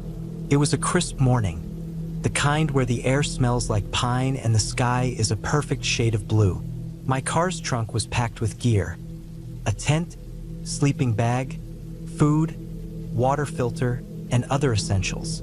I double-checked everything before heading out, making sure I hadn't forgotten anything critical. The hike to the campsite was a little over 6 miles, mostly uphill, but I was prepared for the challenge. The trail was narrow and overgrown in spots, winding through dense forest. The only sounds were the crunch of my boots on the dirt path and the occasional bird call. As I went deeper, the sense of isolation grew. I didn't see another person the entire hike. The forest seemed to close in around me, the trees towering like silent sentinels. I felt a mix of peace and unease. It was strange to be so completely alone. After a few hours, I reached the spot I'd picked out on the map. It was a small clearing near a stream, with enough space to set up my tent and a fire pit. The stream bubbled softly, and the clearing was bathed in golden light from the late afternoon sun. It was perfect. I set down my pack and got to work pitching the tent. The process was methodical. Lay out the ground tarp, assemble the poles, stretch the rainfly. It felt good to use my hands, to focus on something tangible. Once the tent was up, I collected firewood from the surrounding area. The forest floor was littered with dry branches and twigs, ideal for kindling. I built a small fire and cooked a simple meal of instant noodles and jerky. The taste was nothing special, but out here, it felt like a feast. As the sun dipped below the horizon, the temperature dropped. I pulled on an extra layer and settled by the fire, letting its warmth seep into me. Darkness came quickly in the forest. The stars blinked into view, impossibly bright without the interference of city lights. I stared up at them, feeling small and insignificant in the best possible way. The fire crackled, casting flickering shadows on the trees. It was peaceful, but the silence was also unnerving. Every rustle of leaves or snap of a twig made me glance over my shoulder. I told myself it was just animals, deer, maybe a raccoon, nothing to worry about. When the fire burned low, I doused it with water and crawled into my tent. The sleeping bag was warm and comfortable, and the exhaustion from the hike settled over me like a heavy blanket. I drifted off quickly, lulled by the sound of the stream. I woke up sometime in the middle of the night, At first, I didn't know what had pulled me from sleep. The forest was still, the kind of stillness that felt unnatural. My ears strained for any sound, but there was nothing, just silence. I tried to convince myself it was nothing, but a knot of unease formed in my stomach. I lay there listening for what felt like hours. Eventually, I must have fallen back asleep because I woke again to the pale light of dawn filtering through the tent. I shook off the lingering unease and got up, determined to enjoy the day. After a quick breakfast, I decided to explore the area. I followed the stream, weaving through the forest. The air was cool and fresh, and the sunlight streamed through the trees in golden beams. It felt good to move, to stretch my legs after the long hike yesterday. The stream led me to a small waterfall, maybe 10 feet high, tumbling into a clear pool. It was beautiful, almost too perfect to be real. I sat there for a while, soaking it in. The sound of the water was soothing, and the tension I'd felt during the night began to fade. I snapped a few photos with my phone before heading back to camp. By the time I returned, the sun was high in the sky. I spent the afternoon fishing in the stream, though I didn't catch much. It didn't matter. Just being out here, away from everything, was enough. I cooked another simple meal for dinner and settled in for the evening. As night fell, the unease from the previous night returned. It was subtle at first, a prickle at the back of my neck. The fire seemed less comforting, the darkness more oppressive. I tried to shake it off, telling myself it was just my imagination. But then I heard it, a faint sound, almost too soft to notice. It wasn't the usual rustle of leaves or snap of a branch. It was deliberate, like footsteps. I froze, straining to hear. The sound came again, closer this time. My heart raced. I grabbed my flashlight and shone it into the trees, but the beam only illuminated an endless tangle of branches. There was nothing there. I told myself it was an animal, maybe a deer, but the footsteps had been too steady, too deliberate. I stayed by the fire, clutching the flashlight like a lifeline. The sound didn't come again, but I couldn't shake the feeling of being watched. When the fire burned down, I forced myself to crawl into the tent. I zipped it up tight, as if that thin layer of fabric could protect me from whatever was out there. Sleep didn't come easily, and when it did, it was restless. The next morning, I found tracks near my campsite. They were faint but unmistakable boot prints, not animal tracks. My stomach sank. Someone had been here during the night. The idea was unsettling. This place was supposed to be remote, far off the beaten path. Why would someone be out here? And why hadn't they approached my camp? The questions swirled in my mind as I packed up my gear. Staying another night didn't feel like an option anymore. The hike back to the trailhead felt longer than the journey in. Every snap of a branch or rustle of leaves made my heart race. I kept looking over my shoulder, half expecting to see someone following me, but the trail remained empty. By the time I reached my car, my nerves were frayed. I threw my gear into the trunk and climbed into the driver's seat, locking the doors out of habit. As I drove away, I couldn't shake the feeling of being watched. The forest seemed darker, more menacing than it had on the way in. When I finally reached the main road, I felt a wave of relief. The tension in my chest began to ease.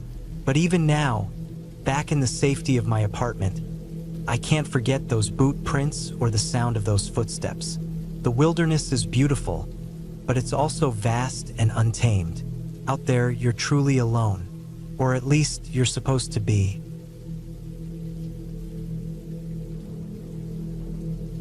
The air was cold, but not unbearable. I had hiked about 8 miles into the wilderness, carrying everything I needed on my back.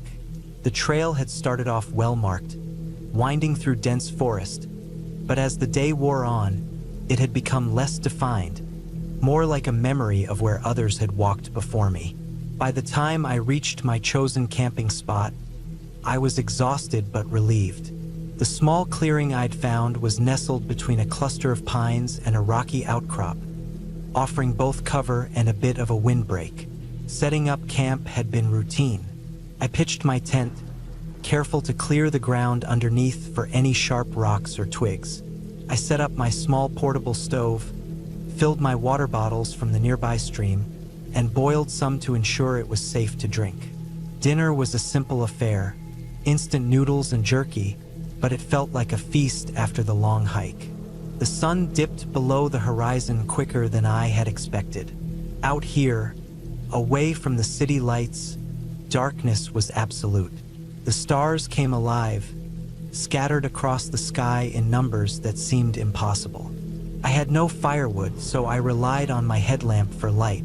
It cast a small, reassuring circle around me as I sat just outside my tent, sipping a cup of instant coffee and enjoying the quiet. It wasn't until I crawled into my sleeping bag that I noticed how alone I really was. The silence, which had felt peaceful at first, now seemed oppressive. Every rustle of leaves, every snap of a twig, felt magnified. I told myself it was just the wind, or maybe a small animal, a squirrel or a raccoon. I tried to push the thoughts away and focus on the warmth of my sleeping bag, the softness of my makeshift pillow. Eventually, I drifted off. I woke up abruptly, heart pounding, unsure of what had pulled me from sleep. I lay still, listening. The wind had picked up, causing the trees to sway and creak, their branches brushing against one another with a sound like dry whispers. But there was something else, a low, rhythmic crunching, like footsteps on the forest floor. I held my breath, straining to hear over the thudding of my own heartbeat. The sound was faint but deliberate, moving slowly, circling the clearing. I told myself it was an animal, a deer maybe, or a fox, but the pattern didn't fit. It was too heavy, too methodical. Not a scamper or a bound, but a deliberate step. Then another, and another. I reached for my headlamp, fumbling to turn it on. The beam cut through the darkness, illuminating the inside of my tent and casting strange shadows on its nylon walls. I unzipped the tent door just enough to peer out, sweeping the light across the clearing. Nothing, just trees and rocks, the stream glinting faintly in the distance. The sound had stopped. For a long time, I sat there, frozen, scanning the edges of the clearing. My breath fogged in the cold air, and my fingers felt stiff as I gripped the headlamp. Eventually, I convinced myself that whatever it was had moved on. I zipped the tent shut and lay back down, though sleep didn't come easily. The next morning, everything seemed normal. The sun was shining, the air crisp and clear. I told myself I had overreacted. It's easy to let your imagination run wild when you're alone in the woods. After breakfast, I decided to explore the area a bit before packing up. I followed the stream for a while, admiring how it carved its way through the landscape, tumbling over rocks and fallen branches. That's when I saw them. Footprints, human footprints, pressed into the soft earth along the edge of the stream. They weren't mine, the tread pattern was different, and they looked fresher. My stomach tightened as I crouched to examine them. They led upstream, away from my camp, and I debated whether to follow them. Logic told me it could be another hiker, maybe someone who had passed through earlier that morning, unseen while I was busy eating or breaking camp. But a small, nagging voice in my head reminded me how remote this place was, how unlikely it was to run into someone else out here. I decided not to follow the tracks. Instead, I returned to my camp, packed everything up as quickly as I could, and started back toward the trailhead. The sense of unease stayed with me, a low hum of anxiety that refused to dissipate. I kept glancing over my shoulder, half expecting to see someone emerging from the trees. About an hour into my hike back, I noticed something odd. The trail didn't look right. It was subtle at first. A bend that seemed sharper than I remembered, a fallen log I didn't recall stepping over on my way in. I pulled out my map and compass, trying to orient myself, but the dense forest made it difficult to find any clear landmarks. I realized I must have veered off the main trail without noticing. I backtracked, scanning for the familiar markers I'd seen the day before, but nothing looked right. The more I tried to retrace my steps, the more disoriented I became. Panic started to creep in, but I forced myself to stay calm. I had plenty of supplies, and I knew the general direction of the trailhead. If I kept my bearings and stayed patient, I'd find my way back. That's when I saw it, hanging from a tree branch at the edge of my peripheral vision, swaying slightly in the breeze. A small bundle, wrapped in what looked like cloth and tied with twine. I approached cautiously, my heart hammering in my chest. The cloth was old and stained, the knots tight and deliberate. I hesitated before untying it, a part of me screaming to leave it alone.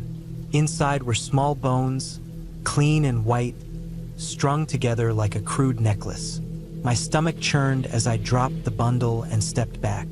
This wasn't just someone passing through. This was deliberate.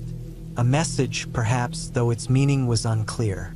My sense of isolation deepened, the forest around me suddenly feeling hostile, foreign. I forced myself to move, to keep heading in what I hoped was the right direction.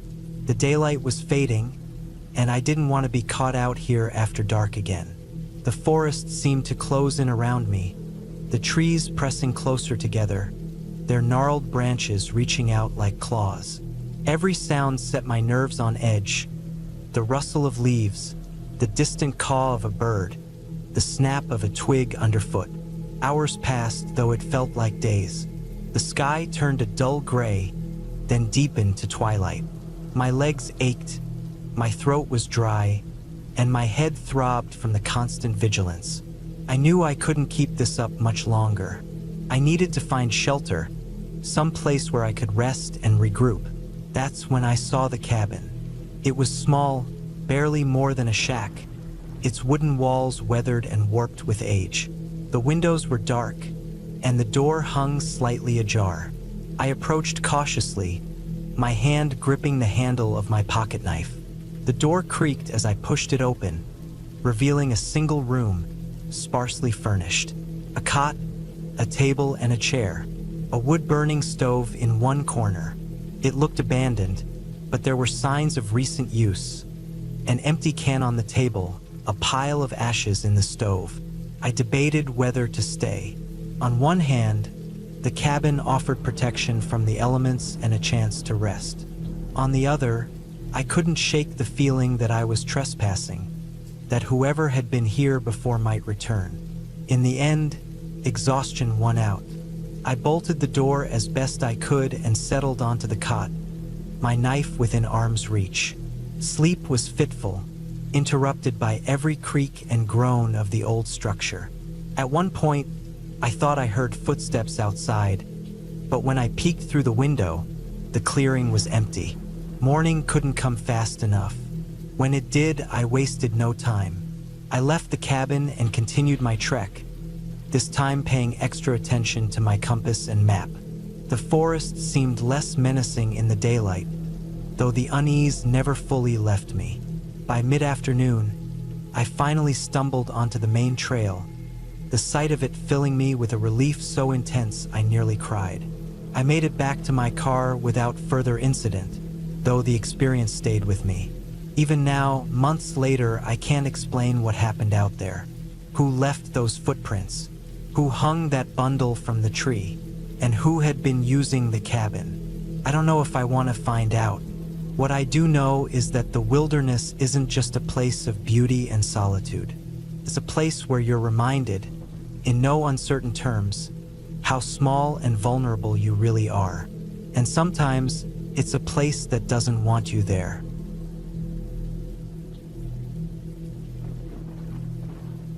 It started as one of those weekends where you just want to get away from everything. Work had been relentless. The city noise never stopped, and I needed a break. So I packed my gear, double-checked my supplies, and headed out to a remote camping spot I'd read about online. The place was tucked away deep in the mountains, far from any towns or people. That was exactly what I wanted. Silence, solitude, and some fresh air. The drive took nearly 4 hours. By the time I arrived, the sun was already starting to dip behind the hills. The trailhead was marked by a small wooden sign, half covered in moss. The air was cooler here, crisp and clean. I slung my pack over my shoulder and began the hike. The trail was narrow, winding through dense trees, and the only sounds were the crunch of my boots on the dirt and the occasional chirp of a bird. I felt the tension of the city melt away with every step. About an hour in, I reached a clearing. The spot was perfect. A flat patch of ground surrounded by tall pines, with a small stream gurgling nearby. I set up my tent, arranged some rocks for a fire pit, and gathered enough wood to last the night. As the sun dipped lower, the sky turned shades of orange and pink. I lit the fire and watched the flames dance, feeling the kind of peace I hadn't felt in months. After eating a simple meal of canned beans and bread, I leaned back against a log and stared up at the stars. Out here, they were brilliant, scattered across the sky like diamonds. I could hear the stream trickling, the occasional rustle of leaves, and nothing else. No cars, no people, no distractions. Just nature. It was around midnight when I decided to call it a night. The fire had burned down to glowing embers, and the temperature had dropped significantly. I zipped myself into my sleeping bag and let the quiet lull me to sleep. I don't know what woke me up. Maybe it was instinct, or maybe some faint sound I didn't consciously register. I opened my eyes to pitch blackness. My first thought was that the fire had gone out completely, but then I realized I could still hear the stream.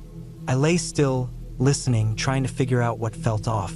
There it was, a soft crunching sound, like footsteps on dry leaves. My heart started to pound. I told myself it was probably just an animal, maybe a deer or a raccoon, but the sound didn't come from the ground. It was closer to my tent, too close. I sat up slowly, careful not to make any noise. My hand groped for the flashlight by my side. When I clicked it on, the beam cut through the darkness, illuminating the inside of the tent. Everything seemed normal. My pack was where I left it, my boots by the door. But the sound, the crunching, had stopped. I stayed like that for what felt like hours, flashlight in one hand, listening. There was nothing now but the stream and the occasional rustle of leaves in the wind. Eventually, I convinced myself it had been an animal or maybe even my imagination. I turned off the flashlight and lay back down, though sleep didn't come easily. The next morning, the campsite looked undisturbed. I even checked around the tent for tracks but didn't find anything unusual. Still, the feeling lingered, that unsettled, uneasy feeling that someone or something had been there. I brushed it off and spent the day exploring the area. I hiked up to a ridge that overlooked the valley, took some pictures, and sat for a while just soaking it all in. By the time I returned to the campsite, I was exhausted but feeling better. Whatever had happened the night before was probably just nerves. That night, I made sure to build a bigger fire. I stayed up a little later, watching the flames and listening to the woods. It was quieter than the night before. No wind, no rustling leaves. Just the steady crackle of the fire and the stream in the background. I went to bed feeling more at ease, but the peace didn't last. Sometime in the early hours of the morning, I woke up again. This time, I knew I hadn't imagined it. There was a sound outside the tent, a deliberate sound. Something or someone was moving around out there. I froze, every muscle in my body tensed. The zipper of the tent was within arm's reach, but I didn't dare touch it. The footsteps circled the tent, slow and deliberate. I could hear the crunch of leaves, the snap of a twig. My mind raced. Couldn't be an animal. Animals don't walk like that, and no one else should be out here. This spot was miles from any other campsite, and I hadn't seen another car at the trailhead. I held my breath, listening. The footsteps stopped. Then came the faint sound of fabric brushing against fabric. My heart felt like it was going to explode. Whoever it was, they were touching the tent, testing it. I clenched the flashlight in my hand, debating whether to turn it on or stay still and hope they'd leave. Suddenly, the tent shook, just a little, like someone had nudged it. I couldn't take it anymore. I clicked on the flashlight and pointed it at the wall of the tent. "Who's there?" I shouted, my voice cracking. Silence. The light illuminated the inside of the tent, but I couldn't see anything outside.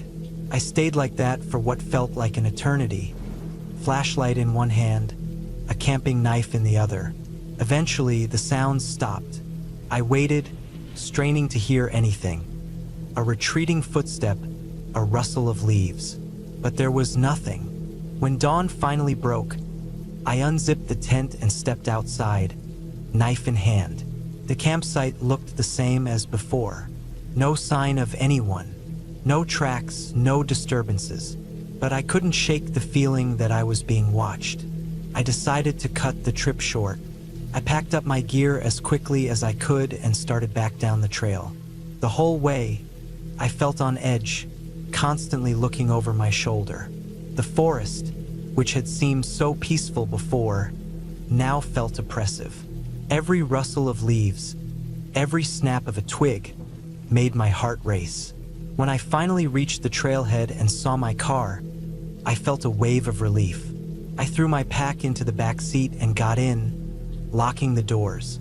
As I started the engine, I glanced back at the trail one last time. The trees stood silent, unmoving, but I couldn't shake the feeling that something was still there, watching me leave. The drive home felt longer than the drive out. Every car that passed, every shadow on the road, made me jump. When I finally reached my apartment, I locked the door behind me and sat on the couch, trying to process what had happened.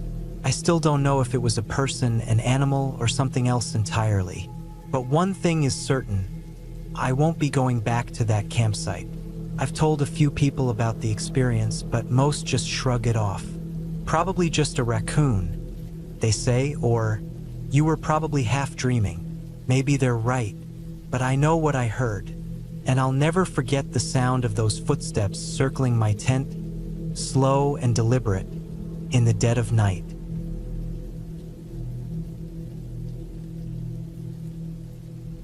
It was supposed to be a simple camping trip. Nothing fancy, just a chance to get away from work, my phone, and the noise of the city. I needed some time to breathe, to be surrounded by nothing but trees, the rustling of leaves, and the occasional call of a bird. I'd picked a spot in a state forest, miles from any major road, one that promised solitude and pristine nature.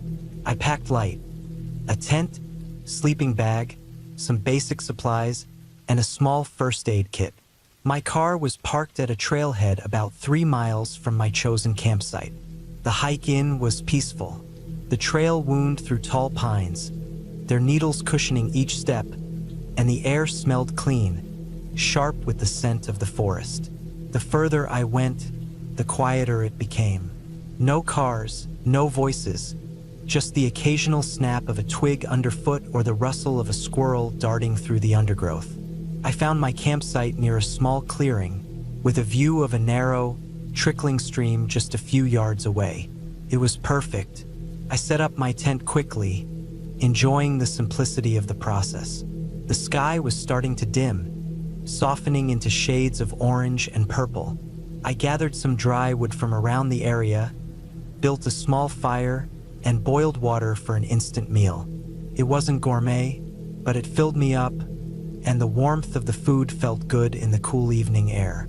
The fire crackled softly, and for the first time in weeks, I felt my shoulders relax.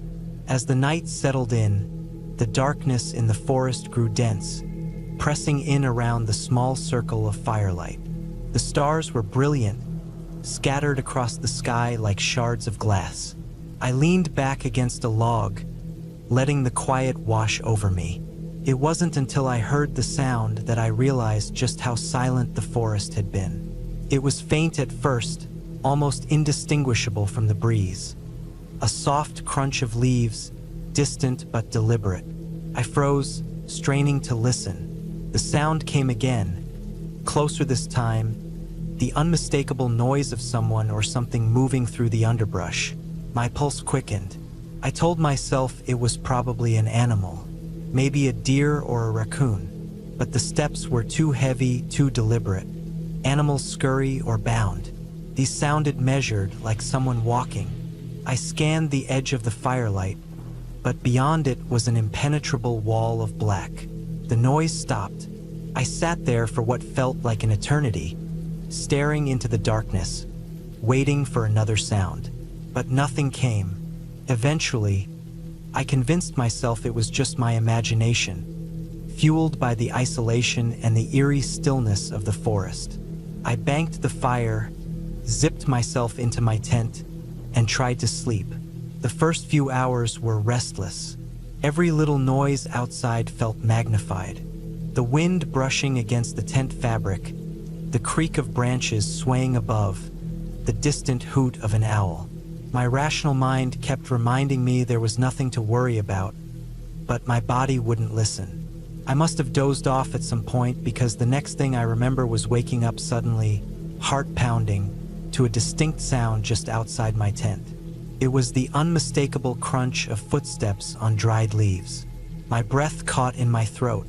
This time, there was no mistaking it. Someone was out there. I stayed as still as possible, barely daring to breathe.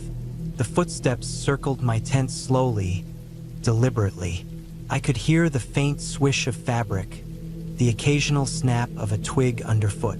Whoever it was, they weren't in a hurry. They were taking their time. I reached for my pocket knife, the only thing I had for protection. My hand trembled as I gripped it, the small blade feeling woefully inadequate. My mind raced with possibilities. A lost hiker? Park ranger? But why wouldn't they announce themselves? Why circle my tent in the middle of the night? The footsteps stopped. I strained to hear, every nerve in my body on edge. Then, a sudden, sharp sound. The zipper of my tent being tugged slightly. My stomach dropped. Whoever it was, they were trying to get in. "Hey!" I shouted, my voice cracking. The sound echoed in the stillness, startling even me. The tugging stopped, and for a moment, there was silence. Then, the footsteps retreated, growing fainter until they disappeared entirely. I sat there for the rest of the night, knife in hand, staring at the tent zipper, waiting for them to come back. But they didn't. When dawn finally broke, I unzipped the tent slowly, peering out. The forest looked serene, almost mocking in its normalcy. But near the entrance of my tent, the ground was disturbed. Footprints. They were human, unmistakably so. I packed up quickly, every rustle of leaves making me jump. I'd planned to stay 2 nights, but there was no way I was spending another second out there. The hike back to the car was a blur, my head constantly swiveling to check behind me. Every sound felt amplified, every shadow a potential threat. When I finally reached the parking lot and saw my car, relief flooded me. I tossed my gear into the trunk, got in, and locked the doors. As I drove away, I couldn't shake the feeling of being watched, even as the forest thinned and gave way to open roads. I never went back to that campsite. In the weeks that followed, I scoured the internet for news about the area, wondering if anyone else had reported something similar. But there was nothing. No missing persons, no strange sightings, nothing to explain what happened that night. To this day, I don't know who was out there or what they wanted. But the memory of those footsteps, the sound of someone circling my tent in the dead of night, still haunts me. It's a reminder that, no matter how much we try to escape it, the unknown is always out there, lurking just beyond the edge of the firelight.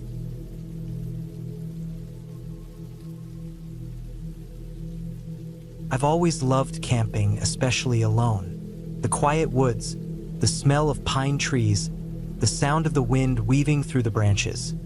It always felt like an escape from the chaos of daily life. But one trip last October made me question everything I thought I loved about the wilderness. I'd chosen a remote spot in the mountains about 3 hours from the nearest town. It wasn't marked on any maps, but I'd heard about it from a friend who said it was perfect. No other campers, plenty of wildlife, and a small lake where you could fish and swim. It sounded like heaven. I packed my gear: tent, sleeping bag, enough food and water for a few days, and a small first aid kit. I'd learned from experience to always be prepared, but I had no idea how unprepared I really was. The drive to the trailhead was uneventful. The gravel road wound through dense forest, sunlight flickering through the trees. I parked my truck at the edge of the trail, shouldered my backpack, and started hiking. The trail was faint but manageable, and I felt a surge of excitement as I pushed deeper into the woods. The air was crisp, and the only sounds were my boots crunching on the dirt and the occasional rustle of leaves. After about 2 hours, I reached the lake. It was even more beautiful than I'd imagined. The water was glassy and clear, reflecting the surrounding pines and the blue sky above. I found a flat spot near the shore to set up my tent. By the time I'd finished, the sun was dipping low, casting long shadows across the water. I built a small fire, cooked a simple meal of instant noodles, and sat back to enjoy the solitude. The first night passed peacefully. I'd always found the sounds of the forest at night comforting. The distant hoot of an owl, the chirping of crickets, the occasional splash of a fish in the lake. It was like nature's lullaby. I slept soundly, waking only briefly when the fire's embers crackled. The next morning, I decided to explore the area. I followed the shoreline, marveling at the untouched beauty around me. I saw deer tracks in the mud and watched a heron take flight from the water. I felt at peace, disconnected from the world and its endless noise. But as I ventured farther from camp, I started to notice something strange. There were no signs of other people, no footprints, no old campfires, nothing to suggest anyone had been here in years. That wasn't unusual for a remote spot like this, but it gave me an odd feeling, like I was trespassing on some untouched land. Around midday, I returned to camp and decided to try fishing.